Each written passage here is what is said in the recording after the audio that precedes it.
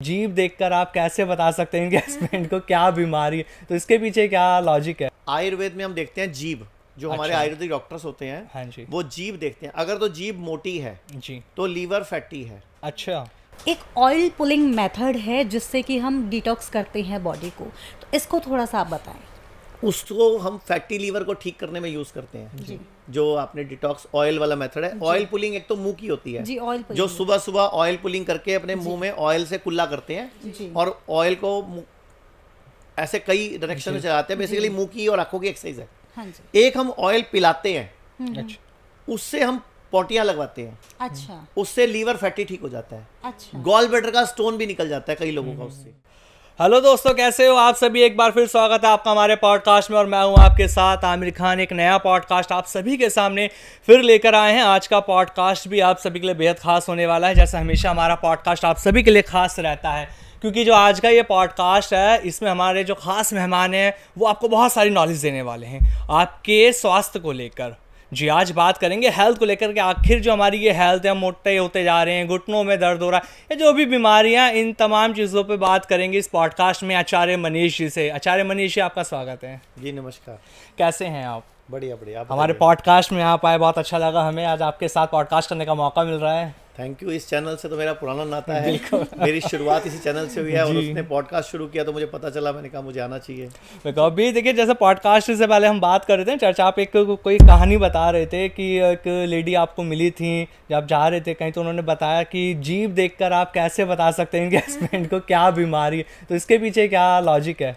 Actual में क्या, आयुर्वेद में कई तरह से व्यक्ति की एक तो प्रकृति पहचानी जाती है जी और क्या उसके तकलीफ आ सकती है वो पहचाना जाता है। जी। आयुर्वेद में हम देखते हैं जीभ, जो हमारे अच्छा। आयुर्वेदिक डॉक्टर्स होते हैं, हाँ जी। वो जीभ देखते हैं। अगर तो जीभ मोटी है जी। तो लीवर फैटी है। अच्छा। अगर जीभ पतली है और साइडों पे ऐसे ऐसे लहर बनी हुई है जी। तो मतलब किडनी में सिस्ट है या किडनी में स्टोन है या किडनी में इंजरी है या जी। किडनी खराब होने की तरफ चल रही है। जी। अगर जीभ में नीले रंग की दो लाइनें बन रही हैं तो इसका मतलब है आपका गॉल ब्लैडर में स्टोन है अच्छा। या होने वाला है, या लीवर में स्टोन है। जी। तो या तो गॉल ब्लैडर कट चुका है या हाँ, कटने की तैयारी है। अच्छा, ये ये कटवा पता देते हैं ना होता है। लोग हाँ, एलोपैथी में बिल्कुल, तो। बिल्कुल। और अगर जीभ में क्रैक है जी। तो कहीं भी जहाँ पे क्रैक है उस हिस्से में कौन सा अंग लगता है वो अंग प्रॉब्लम में है। जैसे अपनी बॉडी को ऐसे उल्टा रख दो जीभ पे, अच्छा। यानी कि जो नीचे के ऑर्गन्स है वो पीछे चले गए, आगे के ऑर्गन्स लंग्स आपके आगे आ गए। जी। अब जीभ में चेक करो कहाँ कहाँ क्रैक है। अच्छा। तो जिस जगह क्रैक है अंदाजा लगाओ वहाँ कौन सा ऑर्गन फिट आ रहा है। जी। जी। अगर पूरी जीभ बीच में से क्रैक है, कई लोगों की पूरी जीभ क्रैक होती है, अच्छा। तो मतलब पूरा का पूरा डाइजेस्टिव ट्रैक आपका डिस्टर्ब है। आपको अल्सर हो सकता है, अपेंडिक्स हो सकता है, आपको एसिडिटी हो सकती है, गैस्ट्रिक हो सकता है। जी। और अगर पिछले हिस्से में कुछ दाने उभरे हुए हैं, कुछ मांस उठा हुआ है, तो आपके जेनाइटल ऑर्गन्स, जैसे पुरुष है तो प्रोस्टेट की प्रॉब्लम होगी, फीमेल्स है तो उसको कोई ना कोई वेजाइनल इशू होगा, यूटीआई होगा या जी। यूट्रस प्रॉब्लम्स हो सकती हैं। अगर अगली तरफ कटा साइडों पे तो लंग्स की प्रॉब्लम होगी। जी। तो आयुर्वेद में जीभ देख के, नाड़ी देख के, आंखें देखकर अच्छा। और धरन चेक करके, जी। धरन नाभि को नहीं चेक करते, धरन नाभि से नहीं अच्छा, चेक फिर? करते, हाथ में यहाँ पे ये पॉइंट दबा के चेक करते हैं। अच्छा। अगर इस पॉइंट को दबाने से भयंकर दर्द हो रहा है जी। तो इसका मतलब धरन पड़ी हुई है। या दोनों हाथों की लकीरें मिला के पूरी चेक करते हैं आगे तक। जी। जैसे यहाँ से लकीरें मिलाओ पूरी, हाँ हाँ। आगे तक की सारी लकीरें मिलनी चाहिए। अच्छा, ये सारी हमारे हाथ की लकीरें सेम होनी चाहिए। अदरवाइज ये वाली मिलाएंगे ना बड़े हाँ वाली, जी, हाँ जी, हाँ जी। तो आगे वाली ऐसे आगे पीछे हो जाएगी, जी बिल्कुल। तो मतलब धरन पड़ी हुई है, यानी कि नाभि सरकी हुई है। अच्छा। अच्छा। और अगर नाभि सरकी है तो आपको गैस ज्यादा बनेगी, तेजाब ज्यादा बनेगा, पेट खराब रहेगा, आपका खाना अच्छे से हजम नहीं होगा, आपको लीवर फैटी हो सकता है, जी। कई इश्यूज आ सकते हैं। और मतलब मैंने तो नोटिस करा है हमारे हॉस्पिटल में, किडनी फेल का पेशेंट होता है, 40% लोगों के किडनी फेल वाले को पता ही नहीं होता उनको धरन पड़ी होती है। किडनी फेलियर किडनी वालों को भी? फेल हो चुकी है, हाँ हाँ। लेकिन पेशेंट को पता ही नहीं उसको धरन पड़ी हुई है। जी। जी। ऐसे ही लीवर फेल के कम से कम 50% पेशेंट को पता ही नहीं होता उनको धरन पड़ी हुई है। जी। ऐसे माइग्रेन के पेशेंट में देखा मैंने 80-90% चांसेस में धरन पड़ी होती है। जी। जी। जी। मतलब माइग्रेन है, दर्द की गोली खा रहे हाँ। हैं, सिर पे पट्टियां बांध रहे हैं, कोई ना कोई बाम वाम लगा रहे हैं, लेकिन धरन नहीं चेक करते। और धरन निकालना बड़ा आसान है। दोनों पैर सीधे करके जमीन पे सीधे लेट जाओ जी। और दोनों पाँव को ऊपर उठाओ लगभग 1 फीट तक, अच्छा। और रोक के रखो 10-15-20 सेकंड और धीरे धीरे नीचे ले आओ। जी। ऐसा 3 बार करना होता है। अच्छा। या व्यक्ति को सीधा खड़ा करके हाथ मोड़ के ढीला छोड़ के बॉडी को, ये जो नस होती है यहाँ पे, जी। इसको बाहर, जैसे बचपन में स्कूल में डड्डू निकालना बोलते थे ना, वो ऐसे करके डड्डू निकालते थे, वो डड्डू निकालने हैं बस 3 बार, इस हाथ से 3 और इस हाथ, तो धरण ठीक हो जाती है। तो मतलब बड़ा आसान है, कोई मुश्किल नहीं पर है। ये दोनों चीजें आपस में कैसे कनेक्टेड हैं? धरण का और बाकी जो समस्या शरीर में चल रही है कैसे कनेक्टेड है? हम जब पैदा हुए थे माँ के पेट से, तो हम कहाँ से जुड़े हुए थे? जी, जो हमारे नाभि से नाभि से connected- जुड़े हुए थे। नाभि एक नाड़ू के रूप में माँ के अंदर जुड़ा हुआ था, जी, प्लेसेंटा। प्लेसेंटा से। ठीक है। अब हम खा कहाँ से रहे थे? उस जब माँ के पेट में थे, नाभि नाभि से। से बिल्कुल, ऑक्सीजन कहाँ से लेते थे? नाभि नाभि से। सुन कहाँ से रहे थे? नाभि जी, तो सारा कुछ नाभि। और जो हम वेस्ट छोड़ रहे थे, अपना कार्बन डाइऑक्साइड छोड़ रहे थे, या जो हम स्टूल पास कर रहे थे बेसिकली उस टाइम एनर्जी के रूप में, जी। तो नाभि से ही। जी तो इसका मतलब नाभि में सारी नसें जुड़ी हुई हैं। जी, तो नाभि शरीर का सेंटर होती है। जी 72,000 नस नाड़ियां हमारे आयुर्वेद के हिसाब से, जी पुराने टाइम में जो बताया गया, वो सब नाभि से जुड़ी हुई हैं। अभी सर्दियों में होठ फटते हैं, बिल्कुल, समझदार लोग कुछ ना कुछ क्रीम व्रीम लेते हैं, कोई वैसलीन लेता है, यहाँ लगाता होठों पे लगा है, लेते लेकिन हैं, जो बेवकूफ लोग हैं वो नाभि में तेल लगाते हैं। जो आयुर्वेद सबसे अब आप ज्यादा मुझे बताता है। बताओ, बेवकूफों के होठ जल्दी ठीक होते हैं कि समझदारों के? अब तो जैसे अगर जो बेवकूफ नाड़ी में लगा रहा था उसके जल्दी ठीक होंगे फिर तो वो तो। बेवकूफ है ना। जैसे आप आजकल की पीढ़ी, युवा पीढ़ी, तो हमें सबको पुरानी पीढ़ी आयुर्वेद की बात करने वाले को तो बेवकूफ कहते हैं। बिल्कुल। तो बेवकूफ लोगों की नाभि में जल्दी ठीक हो, नाभि में तेल लगा के ठीक हो जाती है। सर्दियों में 90% बुजुर्ग नाभि में तेल लगाते हैं। बिल्कुल, ना तो उनके होठ फटते हाँ हैं, जी। ना उनकी स्किन की पपड़ी उतरती है। जबकि आप देखो, एक बीमारी है, आप सुनते हो ना, सूरज में जाने से क्या होता है, वो सनबर्न। सनबर्न जी, सनबर्न। नाभि में तेल लगा के निकलो, सनबर्न भी नहीं होता। अच्छा अच्छा, तो फिर कितना बड़ा साइंस है, जी, लेकिन हमें किसी ने सिखाया नहीं, किसी ने बताया नहीं। तो छोटी छोटी बातें हमारे आयुर्वेद में बड़ी अच्छी हैं। आयुर्वेद का ना एक सूत्र है, जी, सर्वेषाणाम रोगाणाम निदानम कुपितामला। मतलब जितने भी रोग हैं दुनिया में, जी, सर्व रोग, उनका एकमात्र निदान, जी। अगर बॉडी की सफाई कर दो, कुपित मल को निकाल दो, सभी रोग ठीक हो जाते हैं। डिटॉक्स कर दो। डिटॉक्स कर दो। जी। अब डिटॉक्स में सब कुछ करना है हमें। हमने अपने आंखों को भी डिटॉक्स करना है, नाक का भी करना है, उल्टी की तरह मुंह से गंदगी भी निकालनी है, पसीना भी निकालना है, और स्टूल भी पास करना है, यूरिन भी पास करना है। जी, अभी किसी का भी ना तो पेट पूरा साफ हो रहा है, जी, बिल्कुल, बिल्कुल। ना किसी का भी यूरिन पूरा निकल रहा है। अब पुरुष लोग खड़े होकर पेशाब करते हैं, जी, और महिलाएं इंग्लिश टॉयलेट सीट पे पेशाब करती हैं। जी, किसी का भी ब्लैडर खाली नहीं होता। आप एक काम करो, आप मेल फीमेल दोनों बैठे हो, एक बार जैसे आप यूरिन करते हो ना, जी, पूरा जोर लगा के अच्छी तरह एक एक बूंद निकाल लो। उसके बाद नीचे बैठ जाओ उखड़ू स्टाइल में, और दोबारा जोर लगाओ। जी। अब 2 4 5 बूंदे फिर आएंगी।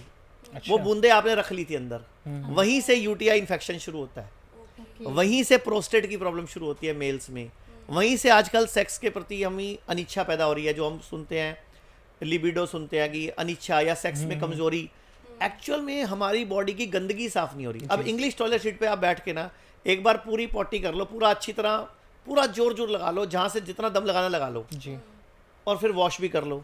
उसके बाद दोबारा नीचे बैठ के जोर लगाओ, इतना सा फिकस मटेरियल फिर बाहर आएगा। अच्छा, इसका मतलब उसको लेके आप घूमने वाले थे पूरा दिन। यही बवासीर है, यहीं से फिशर शुरू होता है, यहीं से इन्फेक्शन शुरू होता है, यहीं से फिस्टुला शुरू होता है।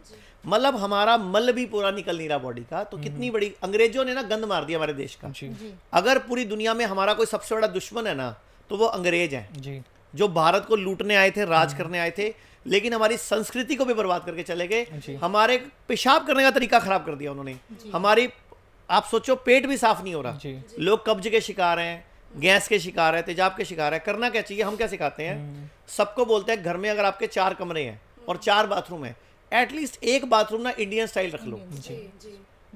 गेस्ट को जाने दो ना इंग्लिश वाले में, खुद इंडियन में जाओ। बिल्कुल, पूरा पेट तो साफ होगा, पूरी गंदगी तो निकलेगी, मल तो निकलेगा, यूरिन तो पूरा निकलेगा, ब्लैडर पूरा खाली होगा, बीमार नहीं पड़ोगे, किडनियां नहीं फेल होंगी। जी, मतलब छोटी सी बात है, देखो कितनी बड़ा लॉजिक है इसके पीछे। आचार्य मुस्लिम लोग अगर नोटिस करोगे, आमिर को पता होगा, नीचे बैठ के यूरिन करते हैं। बिल्कुल बैठ के करा और- जाता है। ये मेरा सवाल भी था आपसे आचार्य जी, आपने ये आप लोग बता भी नमाज दिया। पढ़ते हो, जी, कितनी साइंटिफिक है। मैं तो कहता हूँ हमारे जैसे मुसलमानों में नमाज है, जी, हिंदू में सूर्य नमस्कार है, बिल्कुल है। वज्रासन सही है, बात। मंडूक आसन है, आपका उकड़ू आसन है, मल आसन है, करना चाहिए। पूरी लेकिन वो exercise एक्चुअल में होता क्या, मुसलमानों ने धर्म से जोड़ दिया, इसलिए वो लगातार चले जा रहा जी। है। हमारे धर्म से जोड़ने से विफल रह गए हिंदू लोग, वो नहीं कर पा रहे। एक बार मैंने किसी चैनल पे बोल दिया कि मुस्लिम लोग नमाज पढ़ते अच्छी बात है, नीचे मुझे इतने गंदे गंदे कमेंट आए, तू भी मुस्लिम बन जा, तू भी धर्म परिवर्तन कर ले। अब मैं उनको बट क्या ये समझाऊं? साइंटिफिक है। मैंने तो बोला उनके धर्म की अच्छी, उनके धर्म की बुरी बातों की तारीफ थोड़ी कर रहा हूँ। ये जो मुर्गे खाते हैं, बकरे खाते हैं, मैं उसका पक्षधर नहीं हूँ। ये मैं अभी दुबई का ऊंट खा जाते हैं, घोड़े खा जाते हैं, कुछ तो छोड़ दो, और फिर बाद में किडनी फेल होकर हमारे पास आते हैं, अनहेल्थी हो जाते हाँ, हैं। क्योंकि देखो किसी को मार के खाना it's not a good thing. बिल्कुल। तो मैं मांस खाने के, मैं तो कहता हूँ संडे हो या मंडे कभी ना खाओ अंडे, वो कहावत गलत है। बिल्कुल, हरी सब्जी खाओ और पूरी तरह से फिट रहो। मेरा भी एक सवाल था, जैसे कि आजकल फीमेल्स में एक और बहुत कॉमन प्रॉब्लम होती है पीसीओडी। हर महिला जो होती है आज, चाहे लड़कियां हो चाहे लेडीज हो, उनको पीरियड्स की काफी ज्यादा प्रॉब्लम होती है। तो आयुर्वेद से इसे कैसे ठीक कर सकते हैं? पहले तो पीसीओडी समझो होता क्या है। पीसीओडी का मतलब है पॉलीसिस्टिक ओवरी डिजीज या पॉलीसिस्टिक ओवरी सिंड्रोम। ठीक है, हमारी जो ओवरीज हैं उसमें सिस्ट बन गई। सिस्ट मतलब पस बन गई, यानी कि कुछ पानी का कचरा या वहाँ वेस्ट इकट्ठा हो गया। जैसे बचपन में हमारे पैरों पे फोड़े होते थे, तो जब वो फोड़े फूटते थे पस निकलती थी, वो निकल के बाहर खत्म हो जाती थी कहानी। तो वो फोड़े अच्छे थे कि बुरे थे? नहीं, निकल जाती थी तब तो ठीक थे। अभी जब से ये वैक्सीनेशन का खेल चला, जब से इतने सारे बचपन में 16-18 लग जाते हैं हमारे, तब से ना फोड़े इधर नहीं होते, इधर होते हैं। मतलब बाहर को ना होके अंदर को होते हैं, क्योंकि बॉडी का सारा सिस्टम चेंज हो गया। हमारा पूरी बॉडी की एनाटॉमी, फिजियोलॉजी, पूरा बॉडी का सिस्टम अंदर का डिस्टर्ब हो गया, तो वो अंदर फूटते हैं। तो सिस्ट क्या है? बेसिकली कचरा है, वेस्ट है। अब वो आया कहाँ से? पुराने टाइम पे महिलाओं को पीरियड्स के डेज में किचन में जाने से मना क्यों करते थे? उसका साइंटिफिक लॉजिक क्या था? साइंटिफिक लॉजिक यही था कि थकान की वजह से, ताकि उन्हें रेस्ट नहीं मिल पाता था, उसके वजह से मना किया था। पर लेकिन इसको ऐसे बना दिया गया था कि पूजा में जाना गलत होती है, इस वजह से अशुद्धि के जो कि लॉजिकली सही नहीं था, उनको रेस्ट करने के लिए मना किया जाता। बेसिकली मैं आपको सच्ची सच्ची बोलूं तो आप 2 महिलाएं बैठी हो, पीरियड डेज के फर्स्ट डे, पहले मिनट जब पीरियड का पहला ड्रॉप शुरू होता है, उस टाइम फुल ऑफ पावर होते हो आप। उस टाइम आप किसी को बद्दुआ दे दो ना, उसका बेड़ा गर्क हो जाए। किसी को दुआ दे दो तो वो बेचारा तर जाए। मतलब आपके पास पावर्स हैं। बेसिकली एक महिला जननी है, एक पावरफुल है, बिकॉज उसको भगवान ने शक्ति दी कि बॉडी में एक बीज आया जो नजर भी नहीं आ रहा और 9 महीने में बच्चा बन जाता है। ये जो पीरियड्स हैं ये बॉडी का वेस्ट है, बॉडी का टॉक्सिन है जो यूज नहीं हुआ। जब हम प्रेग्नेंट होते हैं 9 महीने पीरियड्स नहीं आते, और जब तक बच्चा दूध पी रहा होता तब भी पीरियड्स नहीं आते। तो जो 9 महीने पीरियड्स क्यों नहीं आते? क्योंकि जो बॉडी की एनर्जी पीरियड्स के लिए एग बना रही थी, मतलब बच्चा पैदा करने के एग बना रही थी, जब बच्चा पेट में आ गया तो उसी से बच्चे का निर्माण हो रहा है, और जब बच्चा दूध पी रहा है तो उसी से दूध का निर्माण हो रहा है। बेसिकली बॉडी में एनर्जी है वो जी। ये एनर्जी जब यूज नहीं होती 28 दिन के बाद, चंद्रमा के साइकिल से चलती है ये, चंद्रमा की कलाओं से चलती है, क्योंकि पीरियड 28 दिन बाद आते हैं जी। तो 28 दिन बाद जब पीरियड्स आते हैं तो वो पूरी एग्स फूट जाते हैं जो यूज नहीं हुए, अब वो वेस्ट के रूप में बाहर निकलने हैं। लेकिन उस टाइम पे महिलाओं को लघु आहार लेना चाहिए, हल्का आहार लेना चाहिए, छोटे पोर्शंस, बिल्कुल थोड़ा खाना चाहिए, क्योंकि बॉडी को एक काम दिया अपनी गंदगी निकालने का, क्योंकि अगली बार अगले महीने फिर आप फर्टाइल होने के लिए रेडी होगे ना, तो बॉडी की गंदगी निकालने का टूल था। लेकिन आजकल की महिलाओं को कोई स्कूल कॉलेज कोई सिखा नहीं रहा, ना दादी नानी सिखा रही, ना कोई हमारा गुरुकुल बच्चे जो सिखा रहे हैं। हो क्या रहा है, महिलाएं उस दौरान भी परोठे, पूड़ी, पकोड़ा, पिज्जा, बर्गर, टिक्की, समोसा सब खाती हैं। मेरे को ना क्रेविंग हो रही है, गोलगप्पे खाने चले, खा भाई, मेरे को टिक्की खानी, खा भाई।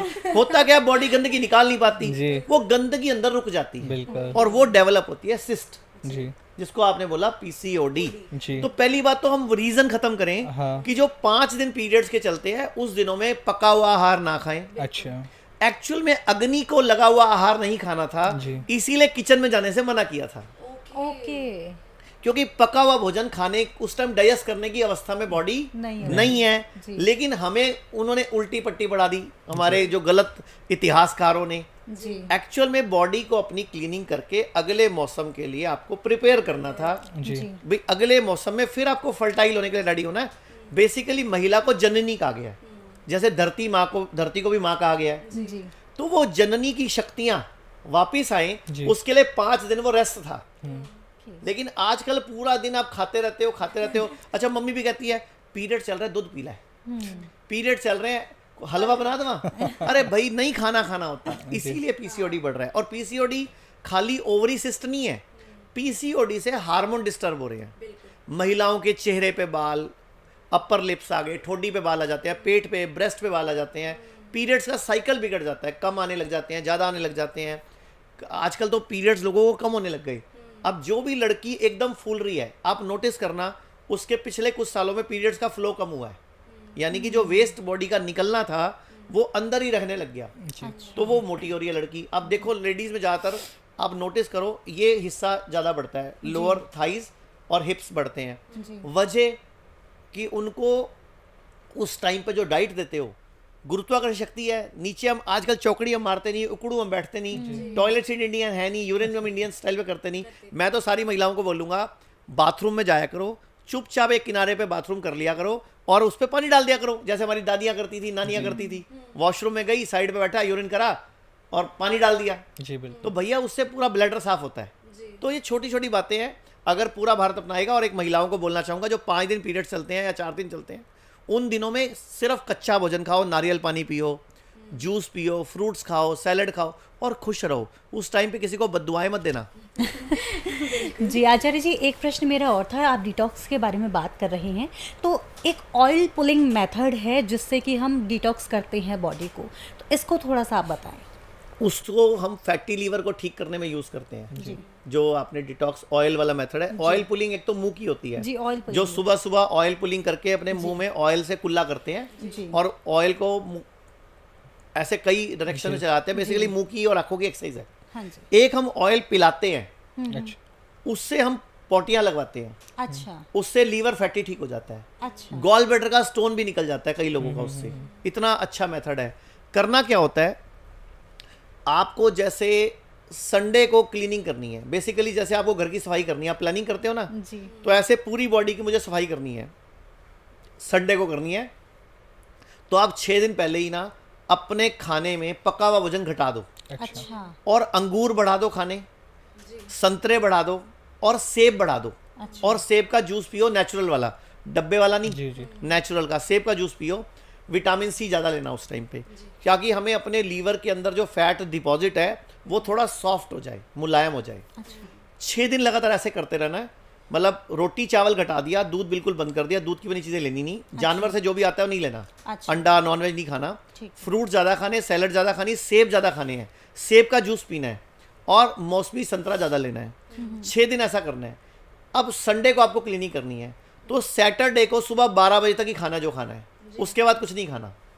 सैटरडे को 12 बजे तक खा लेना, जी। फिर शाम को 6 बजे जी 150 ml, अगर आपका वजन 50 किलो से ज़्यादा है तो 150 ml extra version olive oil लेना है। अच्छा। एक्स्ट्रा वर्जन ऑलिव ऑयल लेकर उसमें उतनी ही मात्रा में अनानास का या किन्नू का, संतरे का जूस मिला लेना, नेचुरल वाला, डब्बे वाला नहीं। जी नेचुरल। डिब्बे वाला कुछ भी नहीं। अच्छा मतलब डिब्बे वाले जूस को तो मैं गाली देता हूँ, भी बात करेंगे उसके बाद। तो डिब्बे वाला जूस जहर है, जी। ठीक है।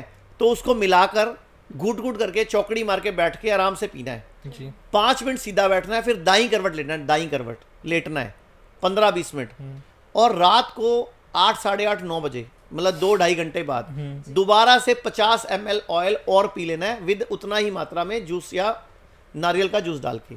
सुबह उठ के अगर आप चाहो तो अपनी टॉयलेट सीट पे एक जाली रख देना आटा छानने वाली, अच्छा। और उसके ऊपर पॉटी करना, तो आपको दिखेगा मेरी बॉडी से क्या क्या निकल रहा है। फोटो भी खींच सकते हो उसकी आप। तो पूरी तरह डिटॉक्स कर मतलब देते वो पूरा सारा जो मल निकलेगा ना, वो गहरे हरे रंग का, गंदे हरे रंग का, लाइट हरे रंग का, भूरे रंग का गंद निकलेगा, जो रूटीन में नहीं निकलता।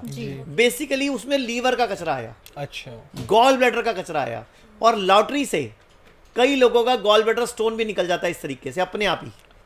मतलब गॉल ब्लैडर स्टोन लोग बोलते हैं इसका कोई रास्ता नहीं होता, बिल्कुल। इसको गलती से कटवा लेना चाहिए हमेशा, लेकिन जितने लोग कटवाते हैं दुखी होते हैं। तो इससे 3-4 बार करने से जो हम लोगों ने नोटिस करा, गॉल ब्लैडर स्टोन का कचरा भी निकल जाता है। मतलब हम लोगों ने देखा है। एक और काम कर सकते हो, हमारे पूरे भारत में 125 क्लिनिक है, मतलब 100 क्लिनिक है, 25 हॉस्पिटल है। हर क्लिनिक पे ना 7 दिन का फ्री एक पैकेज बेचते हैं हम, मतलब फ्री देते हैं, मतलब पैसा नहीं लेते 1 रुपया भी ना, डॉक्टर की कंसल्टेशन, 7 डेज का फ्री पैकेज मिलता है। उसमें 6 दिन हम कोई टैबलेट और पाउडर खिलाते हैं, अच्छा। और 7वें दिन यही एक्स्ट्रा वर्जन ऑलिव ऑयल पीने को बोलते हैं, जो अभी बताया मैंने। अच्छा। तो हमारी क्लिनिक पे जाके फ्री में भी ले सकते हो। मतलब पूरे भारत में शुद्धि की मुहिम है हमारी, जी क्योंकि आयुर्वेद का श्लोक है, शुद्धो देहा मनुष्य यस्य सजीति वर्षतम, कि शुद्ध देह वाला मनुष्य 100 वर्ष तक स्वस्थ सुखी जीता है। तो हम लोगों ने सोचा दुआएं कमा लें, तो हम अपनी क्लिनिक पे हर महीने कम से कम 50,000 लोग हमसे वो फ्री पैकेज लेके जाते हैं। अच्छा। 50,000 लोग, और हम किसी से 1 रुपया भी नहीं लेते जी। हाँ, जिसको ट्रीटमेंट लेना है वो ट्रीटमेंट लेता है। अच्छा, बहुत सारे लोगों का इसी फ्री ट्रीटमेंट से फायदा हो जाता है। लोग मुझे पूछते हैं हमें ना फीस देनी है, मैं कहा फीस ये है कि आप 3 लोगों को बता देना। बिल्कुल। अब लोग बोलते हैं हमें कि आप मुझे फीस देनी है, मैं बोलते हैं आप 3 लोगों को बता देना कि हमारे यहाँ फ्री शुद्धि पैकेज मिलता है 7 डेज का। जी जी। तो क्योंकि छोटी मोटी बीमारियां ना, गैस है, तेजाब है, कब्ज है, सिर दर्द है, माड़ी मोटी माइग्रेन है या शुगर है, इससे ठीक हो जाती है। अच्छा, जिनको ज्यादा बीमारियां हैं वो डॉक्टर से मिल लें, कंसल्ट लेके अपना ट्रीटमेंट ले लें, या फिर हमारे हॉस्पिटल में आके एडमिट हो जाएं। जी। अब तो सारे हेल्थ इंश्योरेंस भी चलते हैं, बिल्कुल। हमारे सारे हॉस्पिटल्स में हेल्थ इंश्योरेंस चलते हैं। अच्छा। यानी कि कोई पैसा नहीं लगता किसी का, जी। आपका इलाज फ्री हो सकता है। जैसे हमने अभी बात करी थी फैटी लिवर को लेकर, चार्ज हम बात कर रहे थे, ये भी कहा जाता है कि ना जो ड्रिंक करता है व्यक्ति उसको भी फैटी लीवर की समस्या हो जाती है लगातार। जैसे बियर लोग पीते हैं, लंबे समय तक पीते हैं, तो उनको भी फैटी लिवर हो जाता है। तो क्या ड्रिंक छोड़ दे अगर कोई व्यक्ति तो फैटी देखो, लिवर ठीक हो ड्रिंक कुछ सकता है? नहीं कहती, जो मेरे हिसाब, मैं ड्रिंक का कोई विरोधी नहीं हूँ, लेकिन ड्रिंक कुछ नहीं करती। ड्रिंक के साथ आप किलो सामान खाते हो, प्रॉब्लम वहाँ है। उससे फैटी लिवर हो रहा है। हाँ, आपने 2 पैग पिए, 1 किलो पनीर खा के साथ में, या मुर्गा खा के, बकरा खा के, या साथ में आप काजू खा जाते हो, इतने सारे पनीर खा जाते हो, बादाम खा जाते हो, तो वो सामान बुरा है भैया, दारू बुरी नहीं है जी। अब दारू समर्थक, मतलब घर के वाले मेरे दुश्मन मत समझना भाई मुझे, घर के और एक्चुअल में दारू बुरी नहीं है। दारू के साथ खाया चखना बुरा है। चखना नाम चखना है, बट खा चाखना जाते हैं। अच्छा, एक और मैंने चीज नोटिस करी, लोग ना बर्थडे पार्टी में जाएंगे 6 बजे 7 बजे, वहां बर्गर खा लेंगे, चाउमीन खा लेंगे, पिज्जा खा लेंगे, सैंडविच खा लेंगे, केक खा लेंगे, हाँ। घर में फिर आके रोटियां खाएंगे। इतना बड़ा दुर्भाग्य इस देश वही का। तरह से स्टार्टर था ना उनका। तो फिर वो गलत है ना सर। बॉडी बेचारी क्या अच्छा, हाँ, बॉडी देखो कैसे चलती है। आप शादी में जाते हो, हाँ। 8 बजे सूप, 8:15 भल्ले, 8:30 पापड़ी, 8:45 चाउमीन, 9:15 मंचूरियन, फिर कोई दूध का गिलास, फिर कोई बर्फी का टुकड़ा, फिर 10 बजे खाना, फिर 10:15 बजे आइसक्रीम, फिर 10:30 बजे किसी की प्लेट में चमचे मारते हो, फिर 11:45 बजे फिर कोई दूध का गिलास, फिर 11 बजे कॉफी, एक कॉफी भी फिर चाहिए। 11:30 बजे फिर कोई आइसक्रीम, फिर 11:15 आपको कोई तीले वाली कुल्फी रह गई थी मेरी, फिर आपको पान याद आता है, और फिर आपका यहाँ तक भर चुका है, लेकिन टेंशन क्या आपको? कुछ रहा तो कुछ नहीं। ना, जगह नहीं है, मन बहुत भुक्का है, लेकिन अंदर नीयत भुक्की है, लेकिन जगह नहीं है। तो शादी में जाके 8 बजे से मशीन चला रहे हो और 12 बजे तक खाते रहते हो, तो लीवर खराब ही होगा ना। तो बहुत बड़ी प्रॉब्लम है आचार्य जी, आयुर्वेद में ये भी कहा जाता है, अधिकतर हम सुनते हैं, जैसे आपने अभी थोड़ी देर पहले भी बताया था कि 6 बजे के बाद खाना नहीं खाना चाहिए, जो गंभीर बीमारियों को न्योता देता है। ऐसा क्यों कहा जाता है आयुर्वेद में? देखो, टाइम एज मेडिसिन, ये हमारा एक फॉर्मूला है, टाइम एज मेडिसिन, मतलब टाइम भी मेडिसिन है।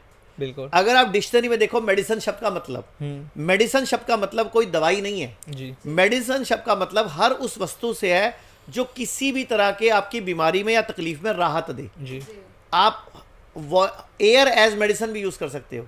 किसी को सांस नहीं आ रही हो, हाँ। आप उसके मुंह पे छोटा सा 250 रुपए का पंखा ले लो और उसके मुंह के आगे कर दो, तो वो एयर एज मेडिसिन हो गया। जी जी। अब किसी को सांस नहीं आ रही, आपने मुंह के आगे पंखा लगा दिया, उसको हवा आएगी कि नहीं आएगी? आएगी। तो हवा जाएगी ना अंदर। तो हर चीज एक मेडिसिन है जो भी किसी को फायदा पहुंचाए। जी। तो 6 बजे के बाद खाने खाने का नियम क्या है? जी। सूरज के हिसाब से हमारी बॉडी चलती है। ये जो अभी लाइटें है ना, जी। ये आर्टिफिशियल लाइट्स हैं। हाँ जी। ये हमारी आंखों को लगता है कि ये दिन है, लेकिन बॉडी बहुत समझदार है, बॉडी इंटेलिजेंट है। तो 6 बजे के बाद हमारी बॉडी में जो हजम करने वाले एंजाइम्स हैं, हार्मोन्स हैं, वो आते ही नहीं है, अच्छा। डाइजेस्टिव करते ही नहीं है। जी। हमारे पास kidney fail, liver fail, cancer, heart problem या और भी कोई गंभीर बीमारी के पेशेंट आते हैं ना, हम सबसे पहला काम ना उनका खाने का ब्रैकेट सेट करते हैं। जी। हम बोलते हैं उनको कि आपने सुबह 9 बजे से पहले कुछ नहीं खाना और शाम को 6 बजे के बाद कुछ नहीं खाना, यानी कि जो खाना 9 घंटे में खाना है। जी। तो अब जो 15 घंटे नहीं खाया, इसको बोलते हैं ऑटोफेजी। जी। 2016 में इसको नोबेल प्राइज मिला इस स्टडी को, ऑटोफेजी को। योशिहोरी उसूमी जापानीज साइंटिस्ट हैं जिनको नोबेल प्राइज मिला, और उनसे पूछा कि आपने साइंस कहाँ से ली?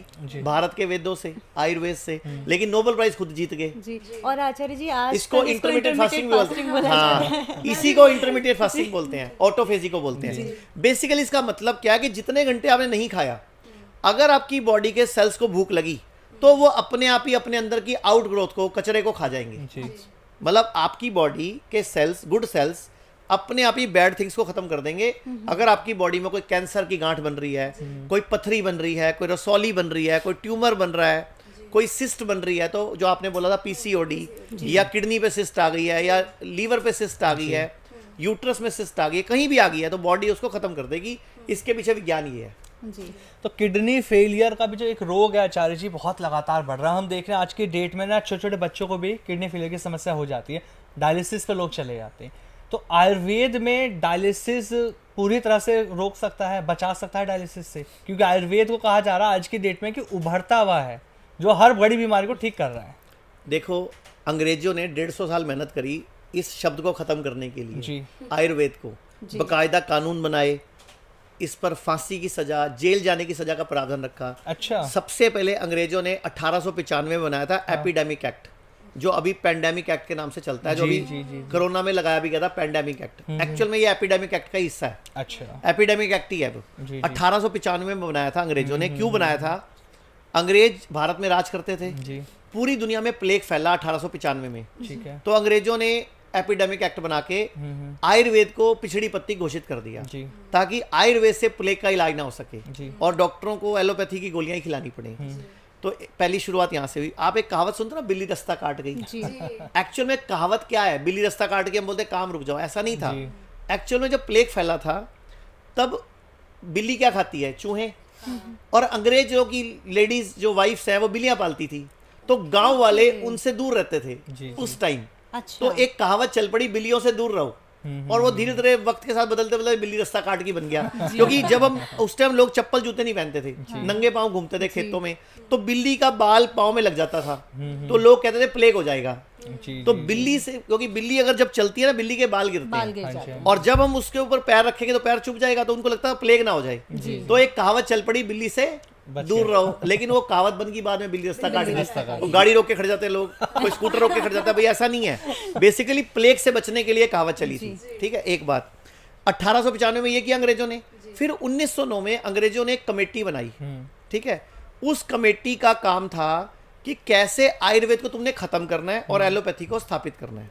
उस कमेटी ने 1922 में अपनी रिपोर्ट दी, और बकायदा जो उसके अध्यक्ष थे कमेटी के, मैं नाम भूल रहा हूं उनका भी, उनकी फोटो भी है मेरे पास, जी। मैंने लंदन गजट से निकाली है। अच्छा। उसको अंग्रेजों ने बुला के बकायदा लंदन में सम्मानित भी किया। जी, जी। अच्छा। ठीक है, वो उसने क्या रिपोर्ट दी कि कैसे आयुर्वेद को उस टाइम बाजार मेडिसिन बोलते थे, ये चूरन चटनी, जी, ये दालचीनी। तो उस टाइम पे अंग्रेजों ने इसको खत्म करने के लिए कमेटी में ये प्लान बनाया। और उससे पहले 1916 में ये स्वाइन फ्लू फैला था पूरे वर्ल्ड में, एवियन फ्लू। जी। आप ना चेक करना, गूगल पे रिसर्च पेपर पड़ा है कि जब भी पूरी दुनिया में एवियन फ्लू फैला था, स्वाइन फ्लू फैला था, उस टाइम भारत में जितने भी लोग मसालों की फैक्ट्री में काम करते थे, जी। उनको फ्लू नहीं हुआ था, ऐसा खास तौर पे दालचीनी। तो अंग्रेजों को ये बात पता लगी हाँ। कि ये तो भारतीय तो बीमार ही नहीं पड़ेंगे और इनको दवाई क्या बेचेंगे। तो उन्होंने आयुर्वेद को खत्म करने के लिए कमेटी बनाई, और 1940 में एक कानून बनाया जिसका नाम रखा ड्रग एक्ट। जी। अच्छा। और 1954 में वो एक्ट नेहरू जी ने बदल के drug and magic remedy act कर दिया। जी। उसके अंदर आयुर्वेद को के बारे में बात करना, कोई भी बीमारी को ठीक करने की बात करना अपराध घोषित कर दिया। अच्छा। यानी कि मैं शुगर ठीक तो कर सकता हूं, लेकिन बोल नहीं सकता।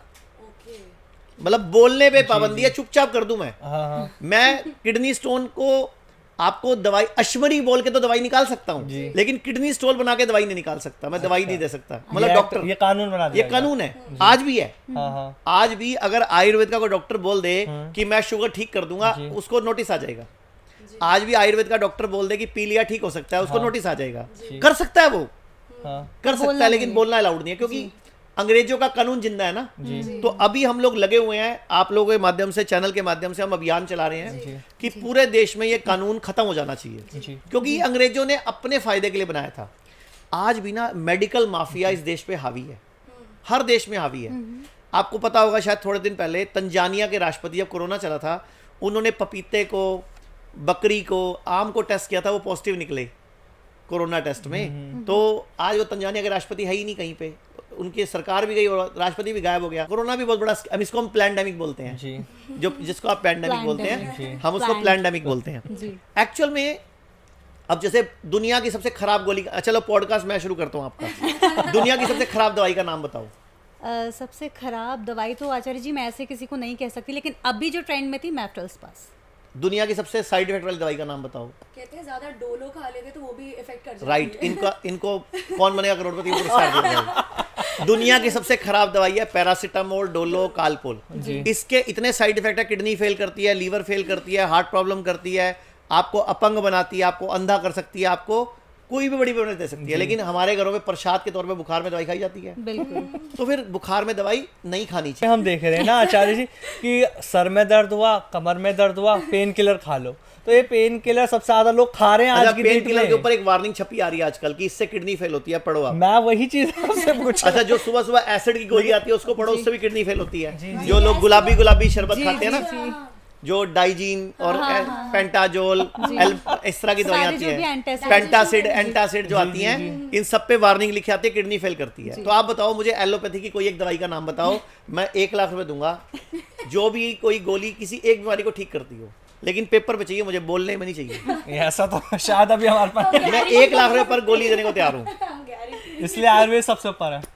आयुर्वेद ही है एक्चुअल में, जो सर्जरी भी डेवलप हुई है एलोपैथी में, वो आयुर्वेद की शुश्रत से, ऋषि से तो ली है। जी। यहाँ से जर्मनी लेके घुमा के इधर यूरोप ले तो गए। आयुर्वेद डायलिसिस में फिर आऊंगा। हाँ। डायलिसिस को बंद कर सकते, क्योंकि देखिए तो एलोपैथी में अगर हम बात करें आयुर्वेद नहीं बंद कर सकता, व्यक्ति स्वयं कर सकता है।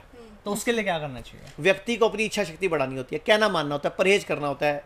मतलब कोई भी बीमारी, डायलिसिस की बात नहीं कर रहा मैं, cancer, kidney fail, liver fail, heart problem, कोई भी बड़ी बीमारी, हमारा शरीर जो है ना, ये स्वयं भगवान है। जी। ये हम भगवान के अवतार हैं। तो हम सब भगवान हैं और हमें शक्तियां हैं। आप लोग वेदों को मानते हो, बिल्कुल ग्रंथों को मानते हो। बिल्कुल। भगवत गीता में भगवान श्री कृष्ण ने हमें अपनी संतान बताया है। जी। सामवेद में भगवान ने हमें अपनी छवि बताया है। जी। ऋग्वेद में भगवान लिख रहे हैं कि जब मैंने दुनिया बनाई, पहाड़ बनाए, नदियां बनाई, पेड़ पौधे बनाए, जलचर बनाए, उभयचर बनाए, नभचर बनाए, समझ गए? जलचर मतलब पानी में तैरने वाले जीव, उभयचर मतलब चलने वाले जीव, नभचर मतलब उड़ने वाले जीव बनाए। तो मैंने सर्वश्रेष्ठ रचना करी मानव की, यानी कि हमें बेस्ट बताया भगवान ने। तो अगर हम बेस्ट हैं तो हम बीमार क्यों पड़ रहे हैं? वजह हम गलत टाइम पे खाना खा रहे हैं, गलत टाइम पे सो रहे हैं और कोई भी पौष्टिक चीज नहीं खा रहे। मैं आपसे सवाल करता हूँ मैडम, सुबह से अब तक क्या क्या खाया है? हाँ, आपका सवाल बहुत अच्छा है आचार्य जी। सुबह मैंने फल खाए थे नाश्ते में, उसके बाद में फिर खाना खाया। क्या खाया खाने में? खाने में दाल चावल रोटी सब्जी। ठीक है, दाल भी और रोटी भी और सब्जी भी जी और चावल भी। जी। कभी भी रोटी और चावल इकट्ठे नहीं खाने होते। अच्छा। लेकिन किसी ने नहीं बताया आज तक हमें। हाँ जी। गेहूं और चावल दोनों का डाइजेशन का टाइम डिफरेंट है, दोनों का ग्लाइसेमिक इंडेक्स डिफरेंट है, जी। दोनों को डाइजेस्ट करने में बॉडी पे लोड पड़ता है। जी। एक टाइम पर एक अनाज खाना होता है, या गेहूं या चावल। अच्छा, आपने गेहूं चावल खाए, मुझे गेहूं चावल के पौष्टिक तत्व बताओ, उसमें फाइबर कितना होता है? कितना होता है तो नहीं पता। आप बताओ मैडम। परसेंटेज तो नहीं पता पर फाइबर होता है। आप बताओ आमिर जी। नहीं सर, फाइबर का तो अमीर जी। परसेंटेज नहीं पता। हाँ, फाइबर का तो ऐसा गेहूं में 1% फाइबर होता है, जी। चावल में 0.2% फाइबर होता है, और मिलेट्स में 9 से 12% फाइबर होता है। मैं इसी प्रश्न पे आने वाली थी आचार्य जी। आज के समय में जो है मिलेट्स को बहुत प्रमोट किया जा रहा है, जिसको मोटा अनाज कहा जाता है। तो मोटा अनाज जो लोग हम नहीं जानते हैं, जो आज की पीढ़ी है गेहूं चावल ही खा रहे हैं, तो उनके लिए आप थोड़ा सा बताएं कि मोटा अनाज या मिलेट क्यों ज़रूरी है खाना? देखो, मिलेट्स जो है, जिसको मोटा अनाज बोलते हैं, ये हमारे असली अनाज है।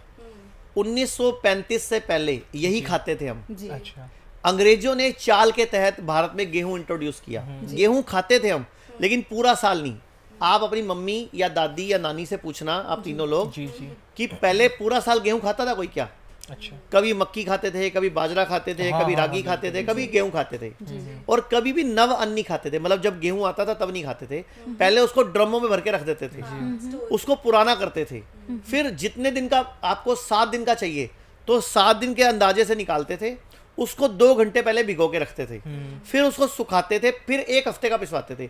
मैं खुद साइकिल पे 1 हफ्ते का आटा पिसवा के लाया हूँ। वो आगे साइकिल के आगे होता ना, जहाँ पे वो उसके ऊपर फंसा के बोरी रख के 1 हफ्ते का आटा पिसवाते थे, क्योंकि उसमें अगर 1 हफ्ते ज्यादा पिसवाते थे तो कीड़े पड़ जाते थे। आजकल जो मार्केट से आप आटा लाते हो, वो 2-2 महीने 4-4 महीने खराब नहीं होता, क्योंकि उसमें केमिकल डाला होता है, प्रिजर्वेटिव डाला होता है, तो वो भी आपके पेट में जा रहा है, कैंसर कारक है। दूसरा, फिर आप गेहूं को धो नहीं रहे और ना उसको भिगो के रख रहे हो, क्योंकि वो तो सीधा ताजा अन्न पीस रहा है। जबकि आयुर्वेद में नव अन्न नव अन्न को गहने से खाने से मना किया गया है। जी नव अन्न एलर्जी करता है, नव अन्न ग्लूटेन एलर्जी करता है, नव अन्न ग्लूकोज का लेवल बढ़ाता है। एक और चीज बताता हूं मैं, जैसे आप गेहूं खाते हो या चावल खाते हो, 2 घंटे के अंदर सारा ग्लूकोज ब्लड में आ जाता है। तो अगर एकदम ग्लूकोज ब्लड में आएगा तो उसको न्यूट्रल करने के चक्कर में आपके पेनक्रियास को ज्यादा काम करना पड़ेगा, क्योंकि एकदम स्पाइक आया तो एकदम कंट्रोल करने के लिए उसको इंसुलिन ज्यादा छोड़ना पड़ेगा। लेकिन अगर आप मिलेट्स खाते हो तो 8 घंटे में धीरे धीरे पूरा दिन 8 घंटे तक लगातार वो ग्लूकोज छोड़ता है ब्लड में, उसको स्मार्ट अनाज बोलते हैं। तो इसीलिए जो मिलेट्स खा रहे हैं उनको डायबिटीज भी नहीं हो रही। अच्छा, मिलेट्स को अंग्रेजों ने बड़ी चाल से पक्षियों का भोजन घोषित कर दिया, अच्छा जबकि वो हमारा भोजन था। जी मिलेट्स में क्या है, कंगनी है, हरी कंगनी है, कोदरा, जो गुरु नानक देव जी की गुरु ग्रंथ साहब है उनकी कुछ साखियां हैं। तो एक साखी है, उसमें गुरु ग्रंथ साहब जी ने बहन भागो के घर रोटी खाई है, तो उसके यहाँ पे उन्होंने कहकर कोदरे की रोटी मांगी है, बकायदा कोदरा नाम लिखा हुआ है। जी। पूरे गुरु ग्रंथ साहब में कहीं गेहूं नहीं लिखा हुआ, अच्छा कोदरा लिखा हुआ है, कोदरा अन्न। तो कोदरा कोडो मिलेट है, लेकिन हमें तो किसी सरदार को नहीं पता था पहले। अब ये 5-7 साल से डॉक्टर खादरवली हैं हाँ, भारत खादरवली में, जी प्रचार जिन्होंने कर रहे हैं। उसको प्रचारित किया। डॉक्टर खादरवली हैं, एक डॉक्टर अमर सिंह आजाद हैं, पटियाला में उनकी डेथ हो गई अभी। इन दोनों ने उसको प्रचारित करने में, और केवीएम है, खेती विरासत मिशन, जी उसमें उमेंद्र दत्त जी हैं, इन लोगों ने मिलकर ना मिलेट की क्रांति लाई है भारत में। 20 साल हो गए इन लोगों को लगे हुए। मेरे तो रोंगटे खड़े हो जाते हैं इनकी मेहनत देख के। इन्होंने धूप में धक्के खाए हैं, इन्होंने जगह जगह किसानों के सम्मेलन किए हैं। अच्छा, एक और चीज सुनो, अभी पंजाब के किसानों का ये आंदोलन चल रहा है। जी बेवकूफ हैं, क्यों उगा रहे हो गेहूं चावल, मिलेट्स उगाओ ना। सही बात 1 किलो चावल उगाने में लगभग 3000 लीटर पानी लगता है। 1 किलो गेहूं उगाने में 600 लीटर पानी लगता है कम से कम, और 1 किलो मिलेट्स उगाने में 100 लीटर या 200 लीटर लगता है। बस और गेहूं 600 लीटर, चावल 2500 लीटर, जी और 1 किलो मांस उगाने में लगभग 5000 लीटर पानी वेस्ट होता है। क्यों खा रहे हैं मांस? जी जी मतलब हम लोग हैरान हैं कि ढंग की चीज छोड़ के, मतलब 500 के नोट पड़े हैं, 100 के नोट पड़े हैं, 50 के पड़े हैं, 1 रुपए का नोट भी पड़ा है, चिल्लर उठा लेकिन बेवकूफ ऐसे हैं 500 का नोट पड़ा हुआ है लेकिन उसकी जगह 1 रुपए का नोट उठा रहे वो हैं। उठा मतलब मैं हर नॉनवेज खाने वाले को हाथ जोड़ के विनती करता हूं, नॉनवेज जहर है, मत खाओ। किसी जानवर की वेदना, जी किसी जानवर का रुदन, किसी जानवर का क्राई, किसी जानवर की फीलिंग्स नेगेटिव क्यों ले रहे हो? जी नहीं उनके खाना चाहिए। हार्मोन्स होते हैं बॉडी में। आचार्य जी, इसके साथ मैं आपसे ये भी जानना चाहूँगी, जैसे कि आज का जो टाइम है हम लोग अपने न्यूट्रिशंस वैल्यू जो है वो पूर्ण नहीं कर पा रहे हैं, तो डॉक्टर्स हमें एडवाइस कर रहे हैं कि आप सप्लीमेंट्स लीजिए। तो सप्लीमेंट्स किस हद तक हमारी बॉडी के लिए ठीक है? क्या सप्लीमेंट लेना सही है या नहीं? ठीक है, मुझे बताओ, हाथी को विटामिन ए कहाँ से मिलता है? B12 कहाँ से मिलता है? कैल्शियम कहाँ से मिलता है? आयरन कहाँ से मिलता है? फॉलिक एसिड कहाँ से मिलता है? बताओ भाई, 5 सवाल किए मैंने आपसे। हाथी को कहाँ से मिलता है? हाथी की हड्डियां सबसे मजबूत है, बिल्कुल हाथी सबसे सॉलिड जानवर है पूरी दुनिया में इस टाइम। हाथी से बड़ा जानवर तो कोई नहीं है। जी तो हाथी को कहाँ से मिलता है मैडम? फूड सप्लीमेंट कहाँ से मिलता है? वो तो सिर्फ ये घास वगैरह इत्यादि यही सब पत्ते खाता है, पत्ते ठीक खाते है। हैं। अच्छा चलो, हाथी छोड़ देते हैं, हाथी अपवाद हो सकता है। गैंडे को कहाँ से मिलता है? वो भी यही वो भी सारी पानी चीजें में ही खाते हैं। रहता है, ये सब चीज जंगल में रहता है। वो भी अच्छा, ये सब घोड़े को खाएगा। कहाँ से मिलता है? वो तो घास घास फूस खाते हैं, खाता है। सबसे ज्यादा यही जाना जाता है। घोड़ा क्या खाता है? चना घास खाता खाएगा। है, चना खाता है, सबसे ज्यादा प्रोटीन। अच्छा सुनो सुनो सुनो, घास खाता है, ठीक है। चना ना, उसने सिर्फ आपके घर में शादी होती है ना, शादी फोटो खिंचाने के लिए खाया है। अच्छा जंगल में चना नहीं पड़ा, घास ही खाता है। जी वो जो घोड़े युद्ध में जाते थे, जी शादी का तो रिवाज बाद में आया ना, पहले तो राजा चलते थे, बिल्कुल जी। तो उनको चने खिलाए जाते थे ताकत के क्योंकि लिए। उनसे ज्यादा काम लेना होता था, अदरवाइज जंगल में चना नहीं मिलता उसको। ऐसे ही बैल भी घास खाता है। जी। तो जब घास से सारा न्यूट्रिशन मिल सकता है तो आप सप्लीमेंट क्यों खाना चाहते हो? जी आप जब प्रेग्नेंट होते हो फीमेल, डॉक्टर बोलता है फॉलिक एसिड, कैल्शियम, आयरन की गोलियां खाना। सबसे ज्यादा खिलाई जाती है। क्यों खाना? फिर बाद में बच्चा ऑपरेशन से करना क्यों करना? बच्चा नेचुरल पैदा होना चाहिए, कोई फूड सप्लीमेंट की जरूरत नहीं है हमें। अगर कोई जो भी मेरा ये पॉडकास्ट देख रहा है, अगर आप सुबह उठ के उकड़ू बैठ के, जी मतलब उकड़ू मतलब इंडियन टॉयलेट साइड में बैठ के, मलासन 10 में बैठ- हाँ मलासन में बैठ के 10 कड़ी पत्ते, एक कड़ी पत्ता 1 मिनट में चबाना शुरू कर दो, आपका हीमोग्लोबिन और कैल्शियम लेवल ठीक हो जाएगा। चेक कर लेना, अच्छा कड़ी पत्ते में इतनी पावर है। अच्छा, अगर किसी को लगता है कि मुझे कैंसर हो सकता है तो वही उकड़ू स्टाइल में बैठ के सुबह इतना बड़ा टुकड़ा हल्दी का चबाना शुरू कर दो, अच्छा। कभी कैंसर नहीं होगा आपको। जो रॉ हल्दी होती रॉ है, हल्दी, कच्ची हल्दी। अगर किसी को लगता है मुझे हार्ट अटैक पड़ सकता है, मेरे को कहीं भी मैं गिर सकता हूँ, मेरा हार्ट फेल हो सकता है, तो उकड़ू बैठ के सुबह उठ के अदरक चबाना शुरू कर दे। अगर किसी को लगता है मुझे कुछ भी नहीं होना चाहिए, ना कैंसर, ना हार्ट प्रॉब्लम, ना किडनी फेल, ना लीवर फेल, तो 2 लहसुन की कली, 1 अदरक का टुकड़ा, 1 हल्दी का टुकड़ा और 10 कड़ी पत्ते, चारों उठ के सुबह चबा ले भाई। लेकिन हफ्ते में 5 दिन, रोज नहीं। रामबाण इलाज।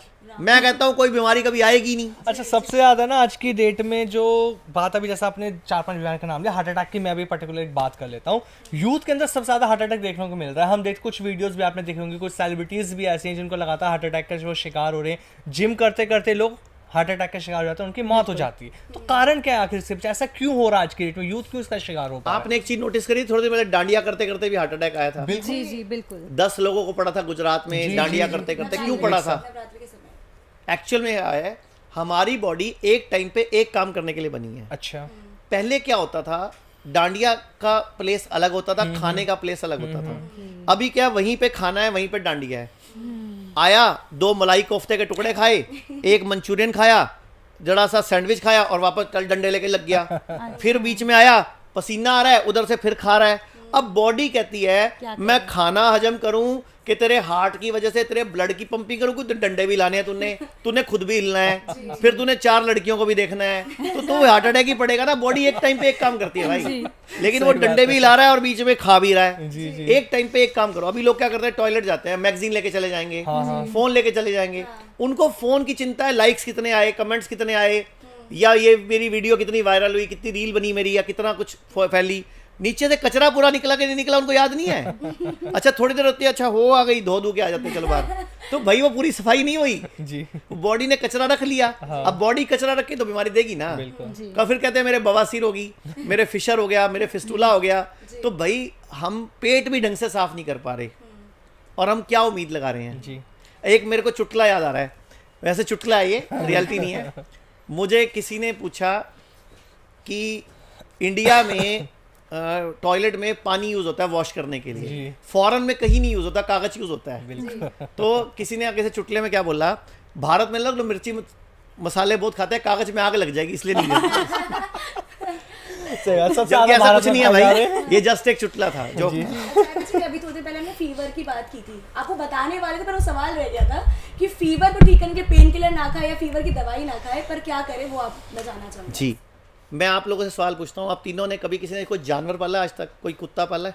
नहीं। कोई बिल्ली पाली है? ऐसे डॉग्स को पसंद करती हूँ, तो मेरे फैमिली के रिलेटिव्स वाले डॉग्स मतलब पसंद करते हो? आपने पाला कभी कोई नहीं, बिल्ली, ऐसे- कोई चिड़िया, कोई कबूतर, कोई तोता? आपने? हाँ, तोता वगैरह। अच्छा, जब भी कोई भी जानवर जो आपने पाला है वो कभी बीमार पड़ता है तो क्या करता है? सुस्त हो जाता है, क्या करता है फिर? लेट जाता है, शांत हो जाता है, कुछ हलचल नहीं करता। फिर क्या करता है?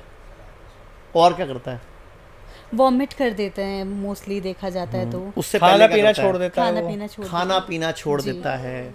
अच्छा, डॉग को तो नॉनवेज पसंद है, बिल्कुल। देते हैं। जी अगर उसने खाना पीना छोड़ दिया और आगे उसके आप बटर चिकन रख दो तो खाएगा क्या? नहीं खाए, तंदूरी चिकन, नहीं करीम का, कुछ नहीं खाए। किसी हैदराबादी बिरयानी वाले का नहीं खाएगा, मतलब स्वाद भी नहीं खाएगा। जी क्या करेगा? नहीं खाएगा। नहीं खाएगा। लेकिन इंसान बीमार हो तो तो ये भी खा लेते पीली हैं, दाल वो दे भी दो, खा लेते हैं। खिचड़ी दे दो, दलिया दे दो। अच्छा, कई बार बंदा कहता है मेरा ना मुंह कड़वा है, मैं नहीं खाऊंगा। मम्मी आती है, जरा सा खा ले। नहीं नहीं, मेरा ना मूड खराब है, नहीं खाऊंगा।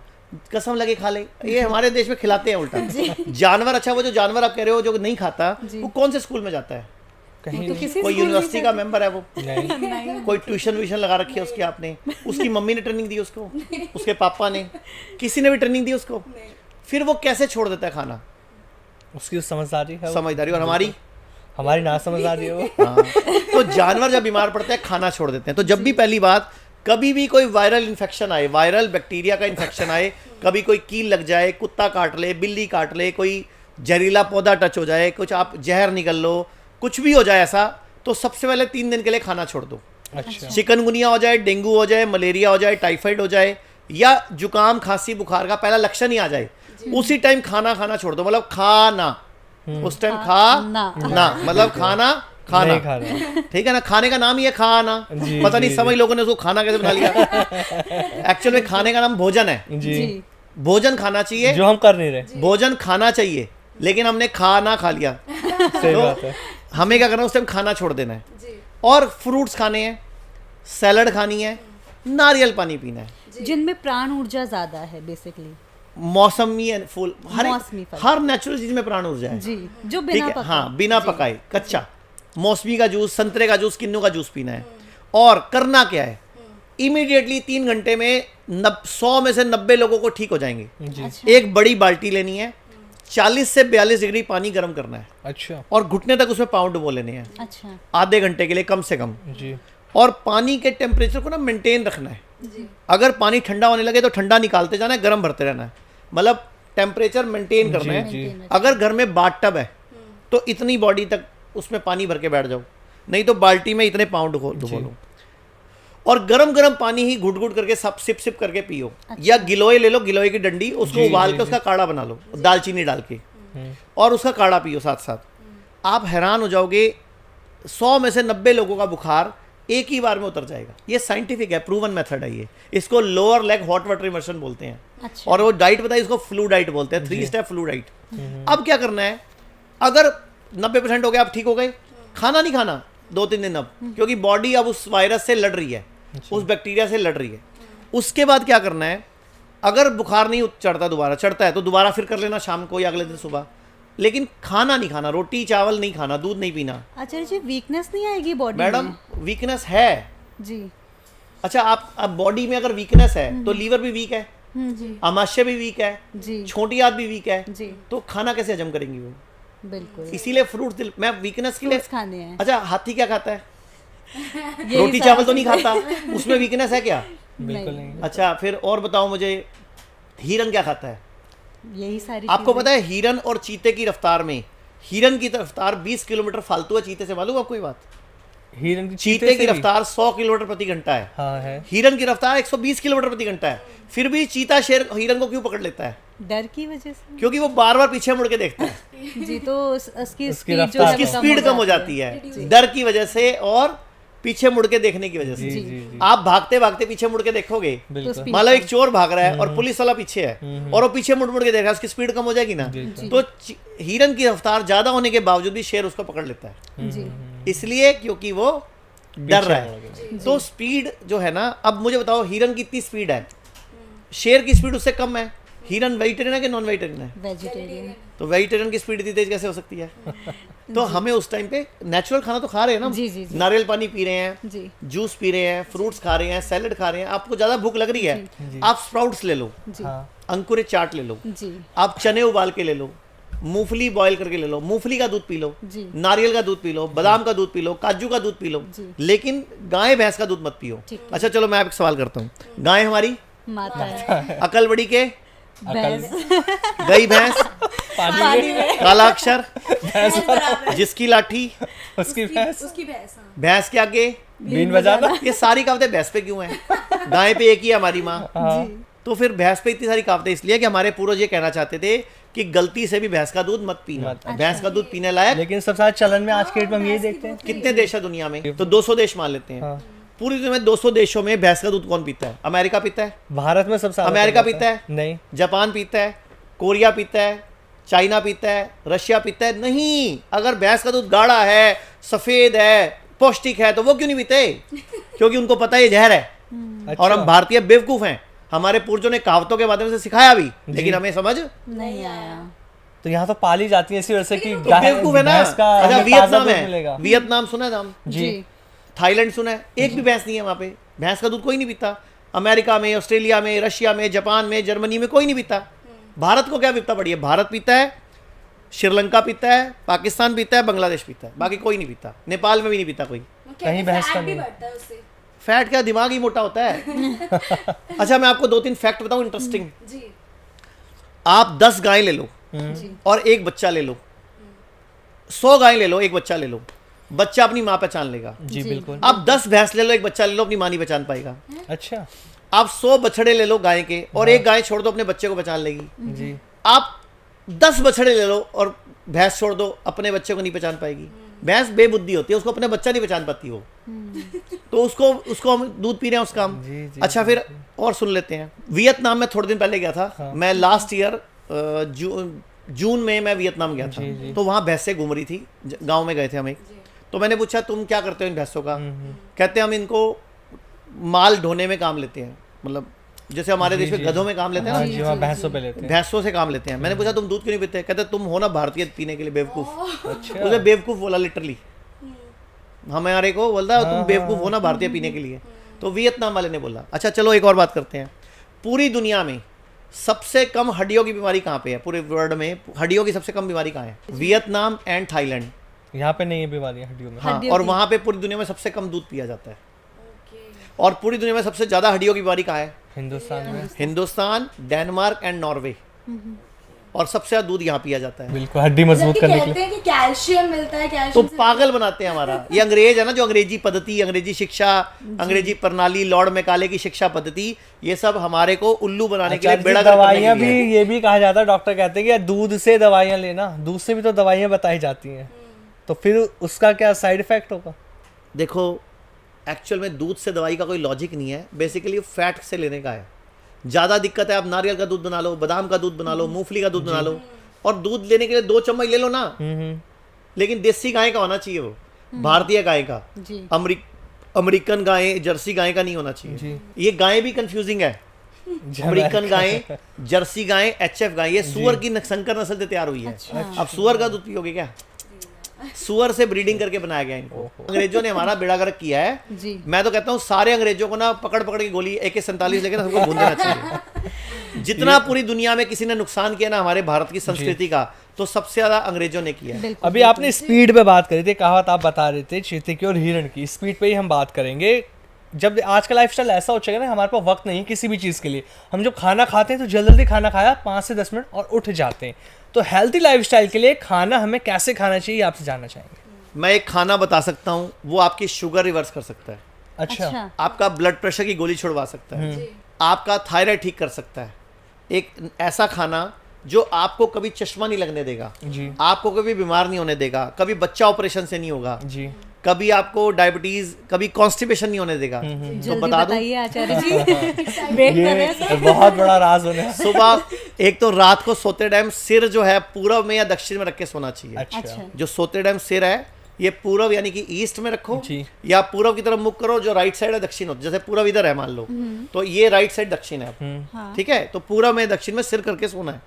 जब भी लेटना है हमेशा बाईं करवट लेटना जी। है, लेफ्ट साइड, ठीक है। जब भी सुबह उठना है तो दाईं करवट उठना है, लेकिन सुबह उठते ही उठना नहीं है। उठ के जैसे आपकी आंख खुलेगी ना, तो पहले बॉडी को हिलाना है, लेटे लेटे लेटे लेटे। जी। आपने कभी नोटिस करा है, मैं एक लाइन जोड़ दूं, मुझे भूल जाऊंगा, लोगों को, बुजुर्गों को रात को कई बार हार्ट अटैक आ जाता है। बिल्कुल, कई बार लोग सुबह सुबह गिरे पड़े मिलते हैं। collapse हो जाती है। वजह की जब वो रात को सोए होते हैं ना, तो पेट में आया होता है ब्लड सारा। हमारी बॉडी में 5 लीटर खून है। जी। अच्छा, जब भी हम खाना खाते हैं, कोई भी पार्टी पे जाते हैं, बाहर का खाते हैं, लेट खाते हैं, तो 2.5-3 लीटर खून चाहिए हजम होने के लिए। तो वो लंग्स में भी कम हो गया, घुटनों में भी कम हो गया, एडी में भी कम हो गया, फ्लो कम हो गया, क्योंकि ज़्यादा खाना डाइजेशन में चला गया। इसीलिए खाना खाने के बाद ड्राइवर को गाड़ी चलाने से हम रोकते हैं। हम कई बार गाड़ी पे जाते हैं लंबे सफर पे, तो ड्राइवर को बोलते हैं हल्का खाना खाइए भाई, वरना तेरे को नींद आएगी। बिल्कुल, क्योंकि जब हम खाना खाते हैं तो हमारे ब्रेन को भी ब्लड ब्रेन जी, से भी जी, नीचे आ नीचे जाता है, आ तो नींद जाता आती है इससे हमें। इसीलिए जब आप भटूरे छोले खा लेते हो, लस्सी पी लेते हो, परोठे खा लेते हो, तो सुस्ती चढ़ती है। बिल्कुल हकीकत है ये। आपके ऑफिस में भी जितने लोग परोठे खा के आते हैं ना, वो देखना ऐसे काम करे हुए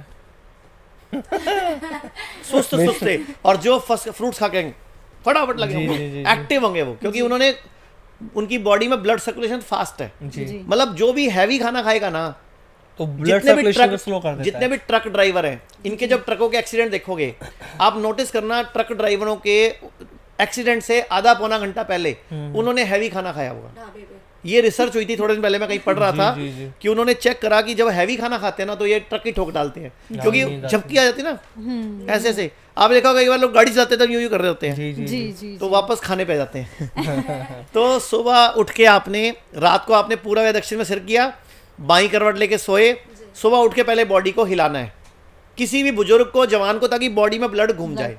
फिर आराम से दाईं करवट लेके उठ के बैठ जाना है। फिर चेक करना है कौन सी सांस चल रही है। जी, एक चल रही होगी लेफ्ट या राइट, हमेशा एक चलती है। जब सुबह तो सो जो चल रही है वो वाला पाँव जमीन पे रखना है। अच्छा। एक को बंद करो, नीचे हवा करो, दूसरे को बंद करो, नीचे हवा फेंको, पता लग जाएगा जी, जो जी। जब हवा आ रही है, जिधर ज्यादा आ रही है वो चल रही जी। है, तो वो वाला पाँव जमीन पे रखना है। उसका यूरिन मैंने बोला नीचे बैठ के करना है, जी। उकड़ू स्टाइल में, ठीक है। उसके बाद नाश्ते में जितना आपका वजन है, वजन गुणा 10 ग्राम फ्रूट्स खाने हैं पहले। जैसे आपका वजन कितना है? अराउंड 54 55 60 85 85। अरे बाप रे, लगता तो नहीं तुम। बोन्स वेट हाँ, बोन्स वेट है ना, हड्डियों का जी। वेट। तो 85 मतलब 850 ग्राम, 54 मतलब 540 ग्राम, जी 600 ग्राम। आपने पहले फ्रूट्स खाने हैं 3 से 4 तरह के, सीजन के, अच्छा पूरा भर के आराम से खा लो पहले।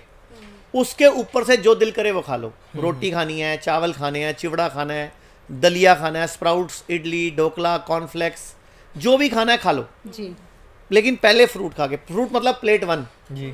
फिर जो भी खाना है उसको प्लेट 2 बोलोगे। मतलब आप 2 प्लेटें बना लो, प्लेट 1 प्लेट 2, लेकिन इकट्ठी मत रखना, हाँ। फिर वो कंट्रोल नहीं होता। एक साथ फिर क्या दोनों बनना चलेगा। पता है, एक ग्राई इधर से एक खीरा, एक ग्राई इधर से एक सेब का टुकड़ा, जी, ऐसे जी, नहीं करना। जी, जी, जी। पहले ये फिनिश करेंगे फिर ये खाएंगे, और दोनों में गैप नहीं होगा। अच्छा। अभी खत्म अभी ये शुरू। जी लोग गैप कर देते हैं, कहीं 15 मिनट का, आधे घंटे का नहीं।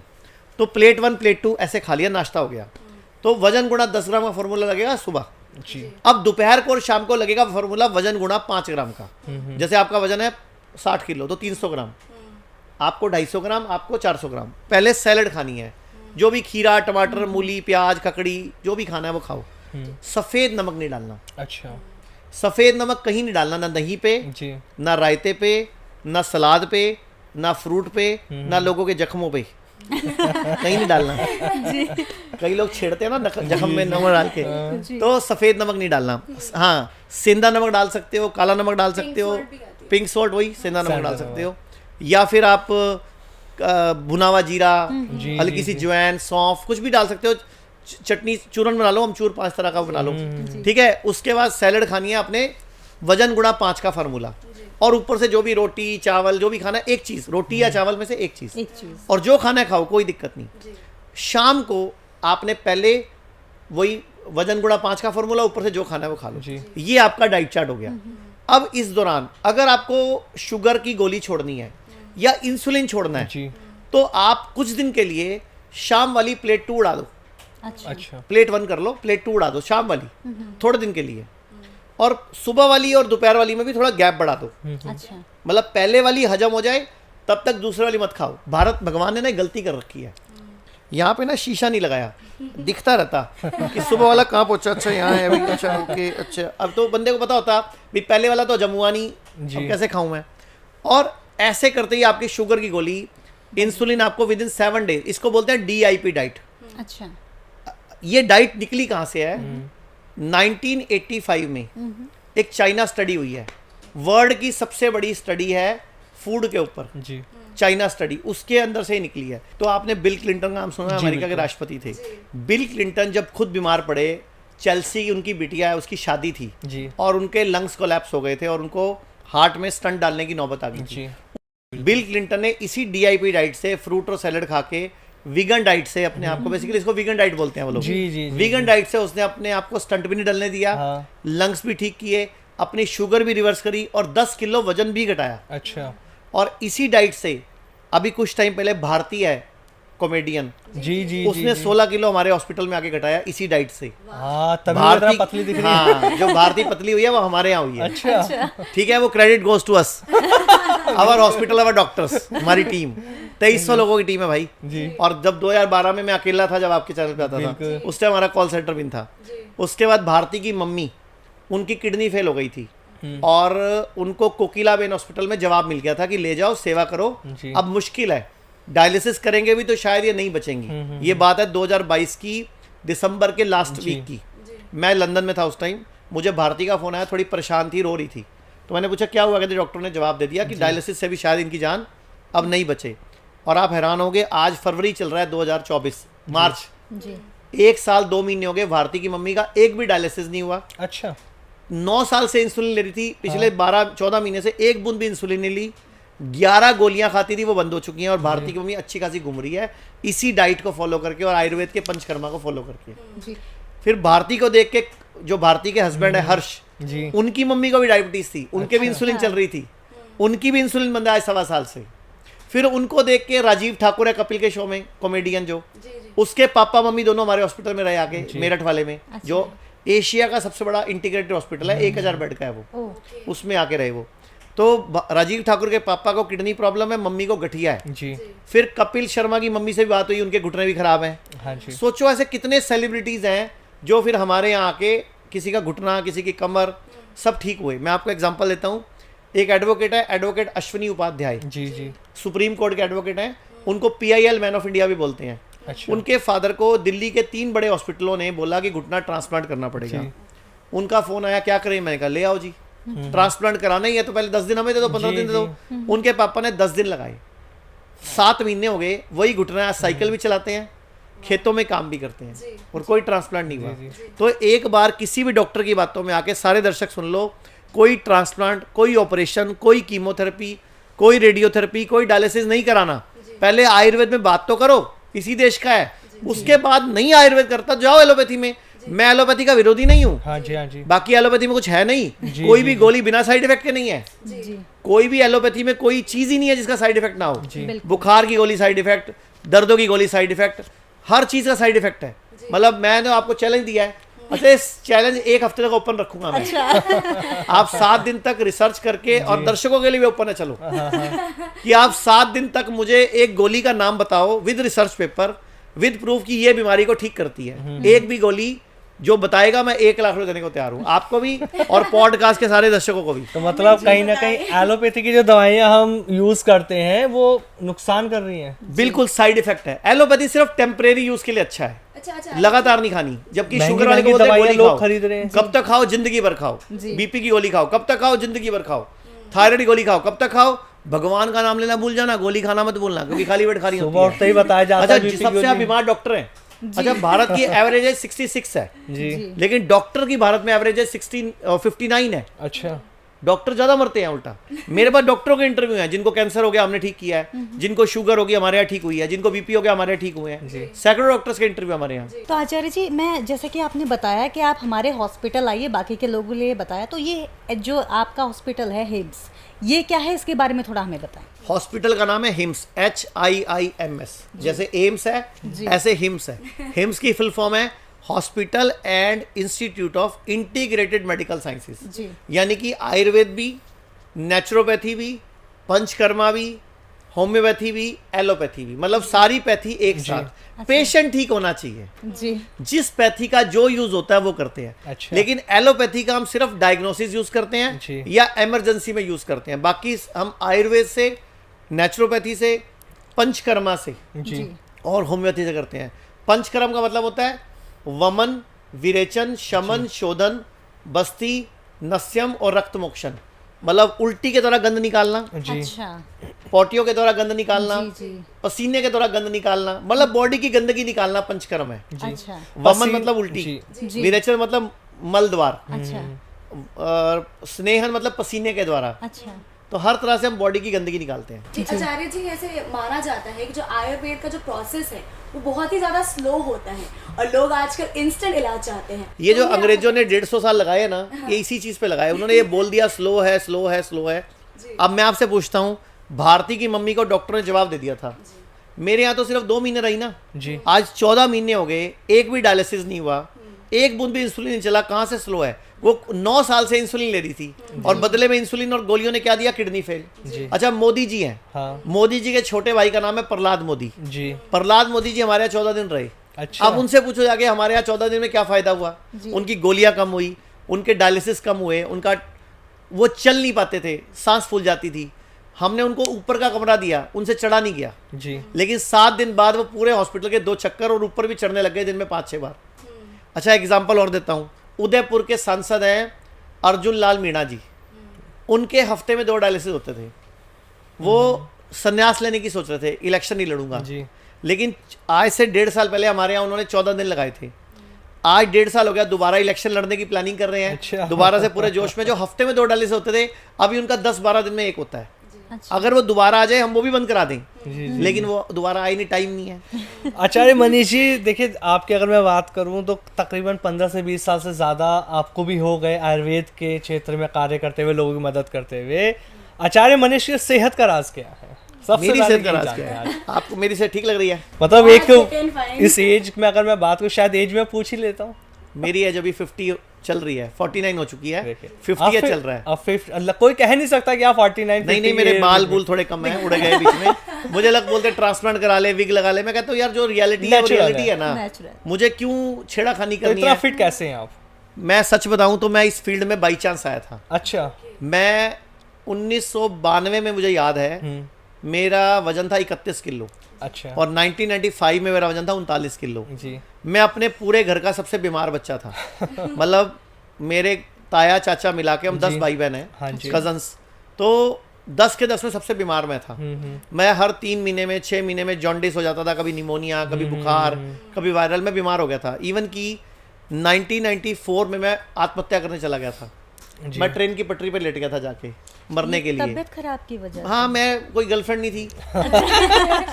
बीमार रहता था, कमजोर था। अब हंसने के लिए कपिल को कहाँ से लाऊं भाई? तो कहने का मतलब यह, बीमार था, तकलीफ में था, तो मैं परेशान हो गया, हरिद्वार चला गया। जी। और हरिद्वार में एक गंगा के पास लक्सर एक शहर है, जी। वहां जाके मैं पटरियों पे लेट गया और ट्रेन आने वाली थी। तो एक साधु आया, कहता इस पटरी पे नहीं आएगी, इस पटरी पे आएगी। मतलब मुझे हैरानी हुई कि सही साधु ने रास्ता ये नहीं दिखाया। कहा क्यों मर रहा है, तू बच जा। मतलब साधु ने ये नहीं कहा इस पे नहीं आएगी, इस पे आएगी। मैं उठ के खड़ा हो गया, लेकिन उस पटरी पे थोड़ी गंदगी पड़ी थी, तो मैं साइड पे बैठ गया। इतने में ट्रेन आगे चली भी गई, उसी पटरी पे आई जी, जी। जिसमें मैं लेटा हुआ था। अच्छा। अच्छा, मैंने साधु ढूंढा, मुझे मिला भी नहीं। तो मुझे लगा इसने क्यों कहा मुझे आके, और ये भी कहा कि इस पे नहीं, इस पे आएगी। कहने का मतलब शायद मुझे बचाना चाहता था। जी, जी, तो मैंने कहा दोबारा से लड़ाई लड़ते हैं। तो मेरे मौसा जी आयुर्वेदिक डॉक्टर थे, श्री गंगानगर राजस्थान में। मैं सहारनपुर का हूँ, अच्छा। अभी चंडीगढ़ रहता हूँ पिछले 12 साल से।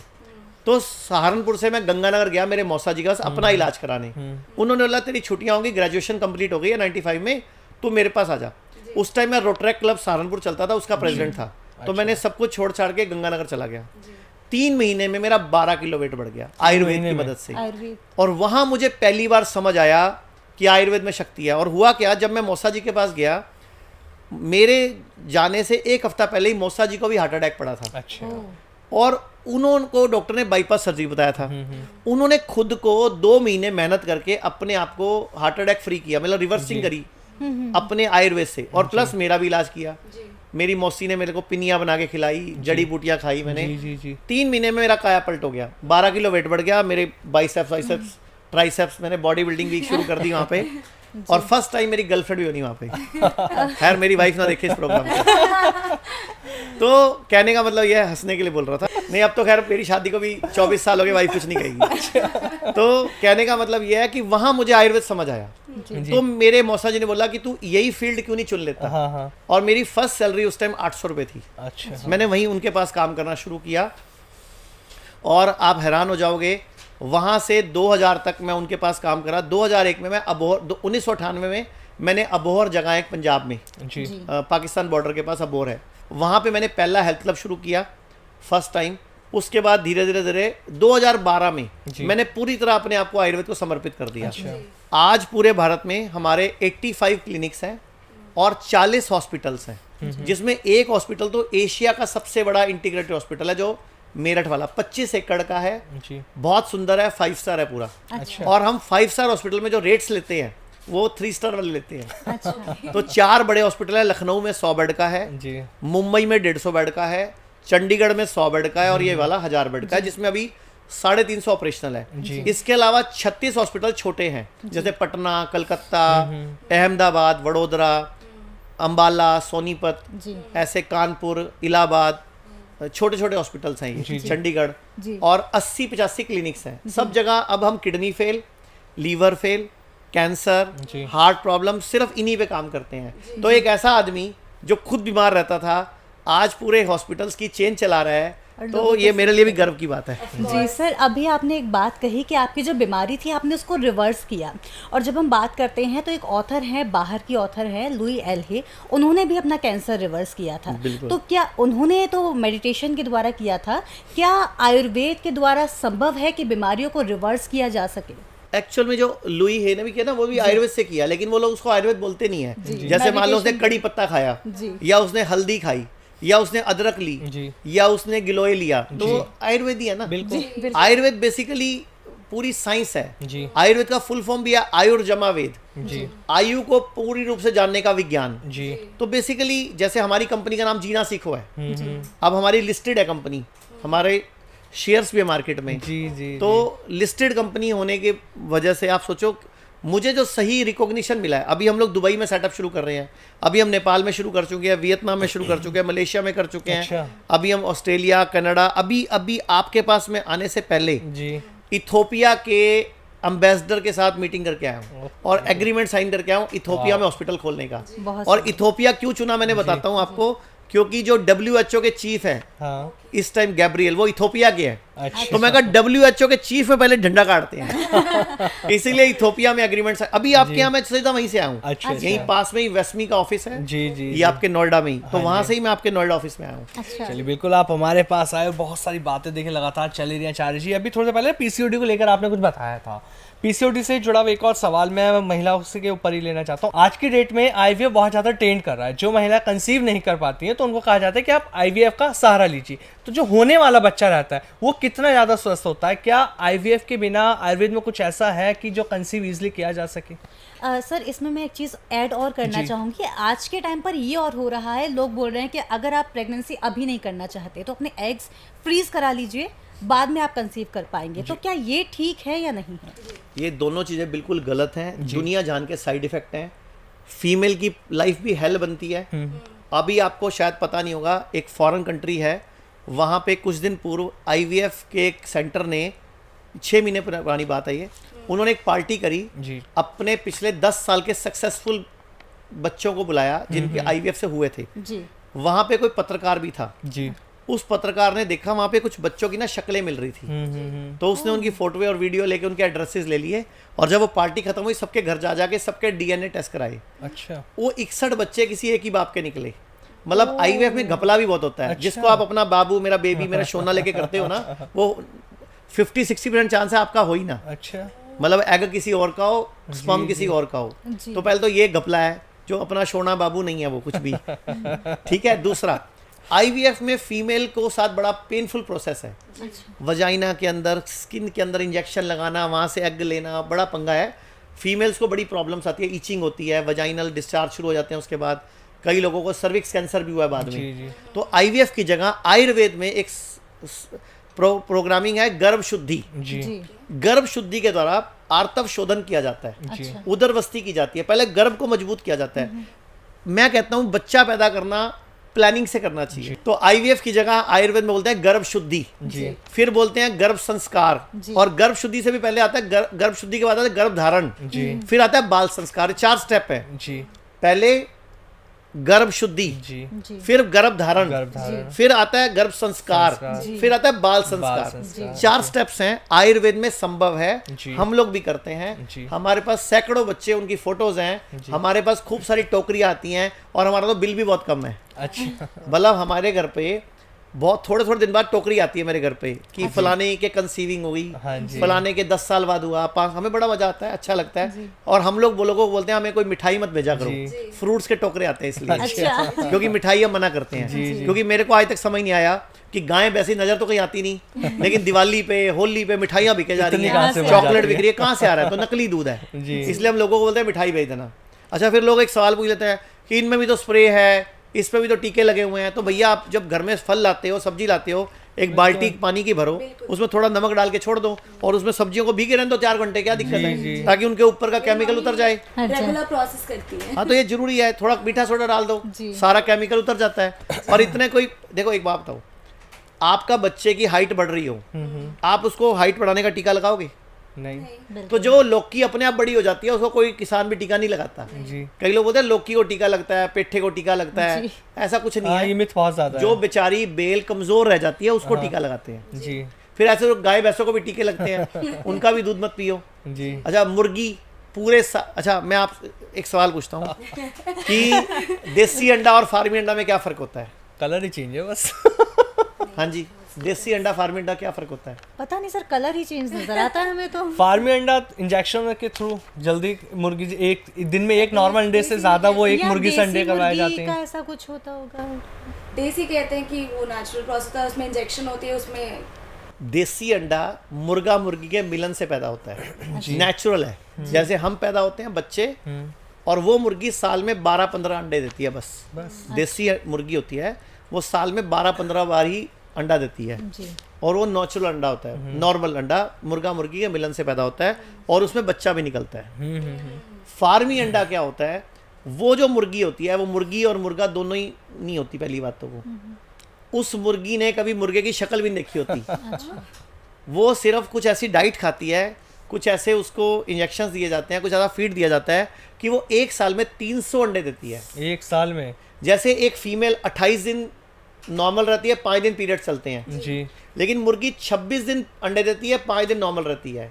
यानी कि मुर्गी में ये तो वही साइकिल उल्टा कर दिया जाता है ड्यू टू हार्मोन्स, और वो मुर्गी पूरा साल अंडे देती रहती है, और एक साल में अंडे दे दे के कंडम हो जाती है, और उस मुर्गी ने कभी मुर्गा देखा भी नहीं जी। तो जो एग है वो क्या है, वो वो मुर्गी का मेंस्ट्रुअल वेस्ट है जी।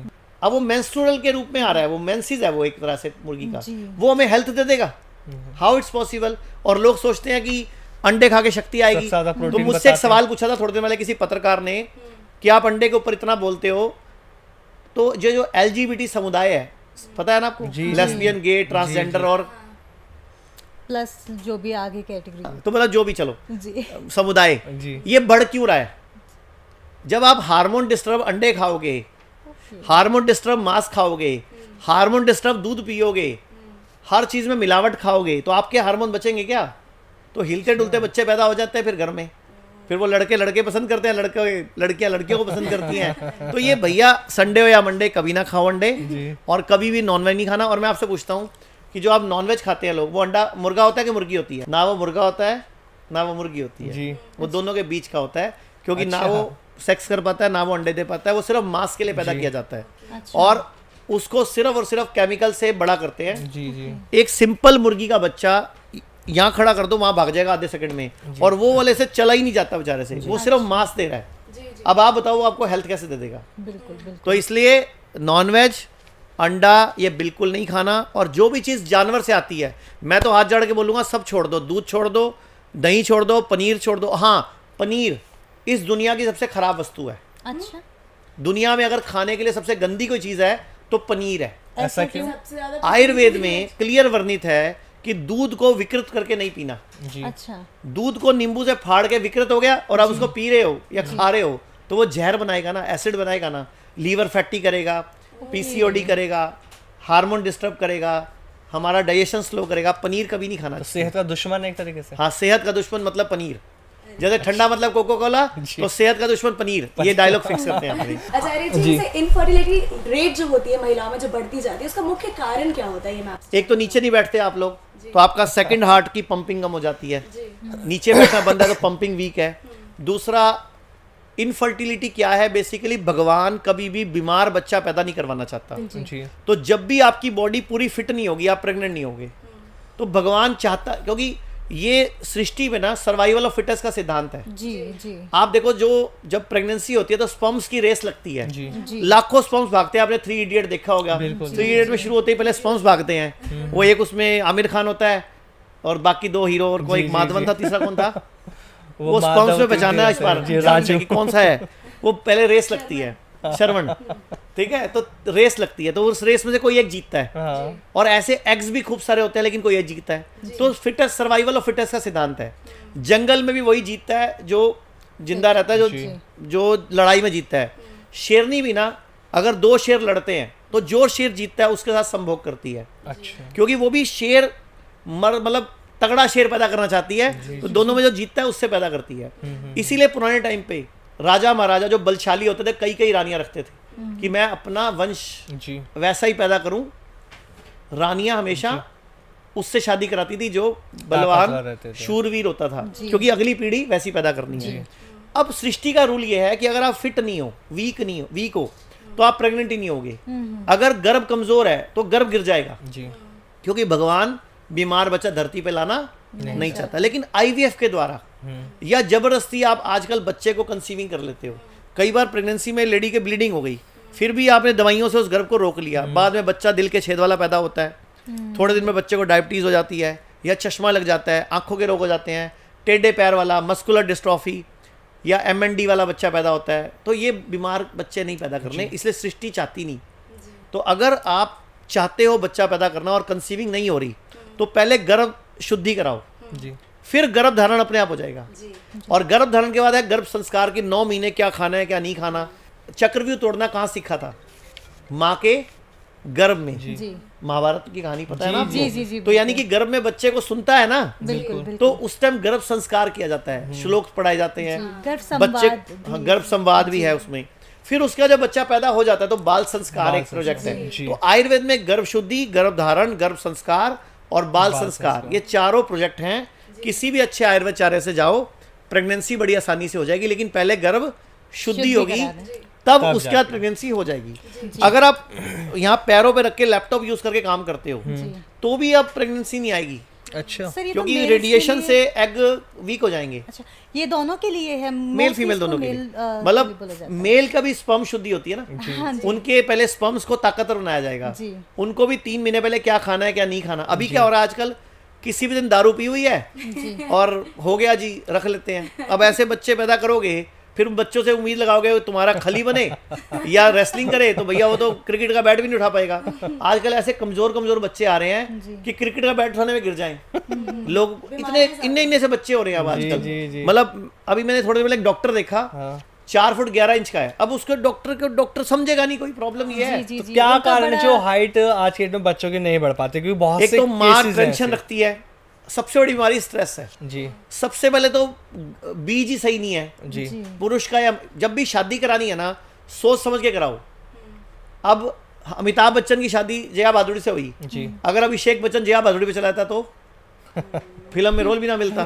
तो धन्यवाद है भगवान का, शुक्र है कि वो अमिताभ बच्चन में चला गया। जी बिल्कुल तो हाइट छोटी भी हो सकती थी ना उसकी। बिल्कुल तो सही थोड़ा मैचिंग का ध्यान रख के अपने मैच के हिसाब से शादी कराओ, और डाइट ठीक रखो, एक्सरसाइज करो, जी और गर्भ धारण, गर्भ शुद्धि, गर्भ संस्कार, बाल संस्कार का सहारा ये लो। बहुत जरूरी है। और आयुर्वेद में स्वर्ण प्राशन है, जी वो मेद प्राशन है, उनसे बच्चों की हाइट बचपन में ही अच्छा। बच्चों को डाइट अच्छी थी ना। अब बच्चे को पैदा होते ही दूध पिलाने शुरू कर देते हैं उसको। जब तक माँ का दूध आए, सिर्फ माँ का दूध पिलाओ, पानी भी मत दो, कोई भैंस का दूध गलती से मत पिलाओ। अब जो आप दूध पिला रहे हो उसको हजम करने में ताकत खत्म हो रही है मेरी, हाइट में क्या बढ़ाऊंगा। जी जी जी तो कहने का मतलब डाइट, लाइफस्टाइल, ये बहुत इंपॉर्टेंट है हर चीज में। विकाचार्य मनीष जी, मेरा आखिरी क्वेश्चन है इस पॉडकास्ट में आपसे। हमने ना आपके कुछ वीडियोस देखे, बहुत ज़्यादा वायरल है सोशल मीडिया पे। आप बताते हैं मटके का पानी पीना, लेकिन आज की डेट में हम देखते हैं ना, शहर के अंदर जो लोग हैं सबसे ज़्यादा आरओ का पानी पी रहे हैं। तो आरओ का पानी हमें क्यों नहीं पीना चाहिए, और मटके के पानी के क्या फ़ायदे हैं? देखो, मटका बनता है मिट्टी से, जी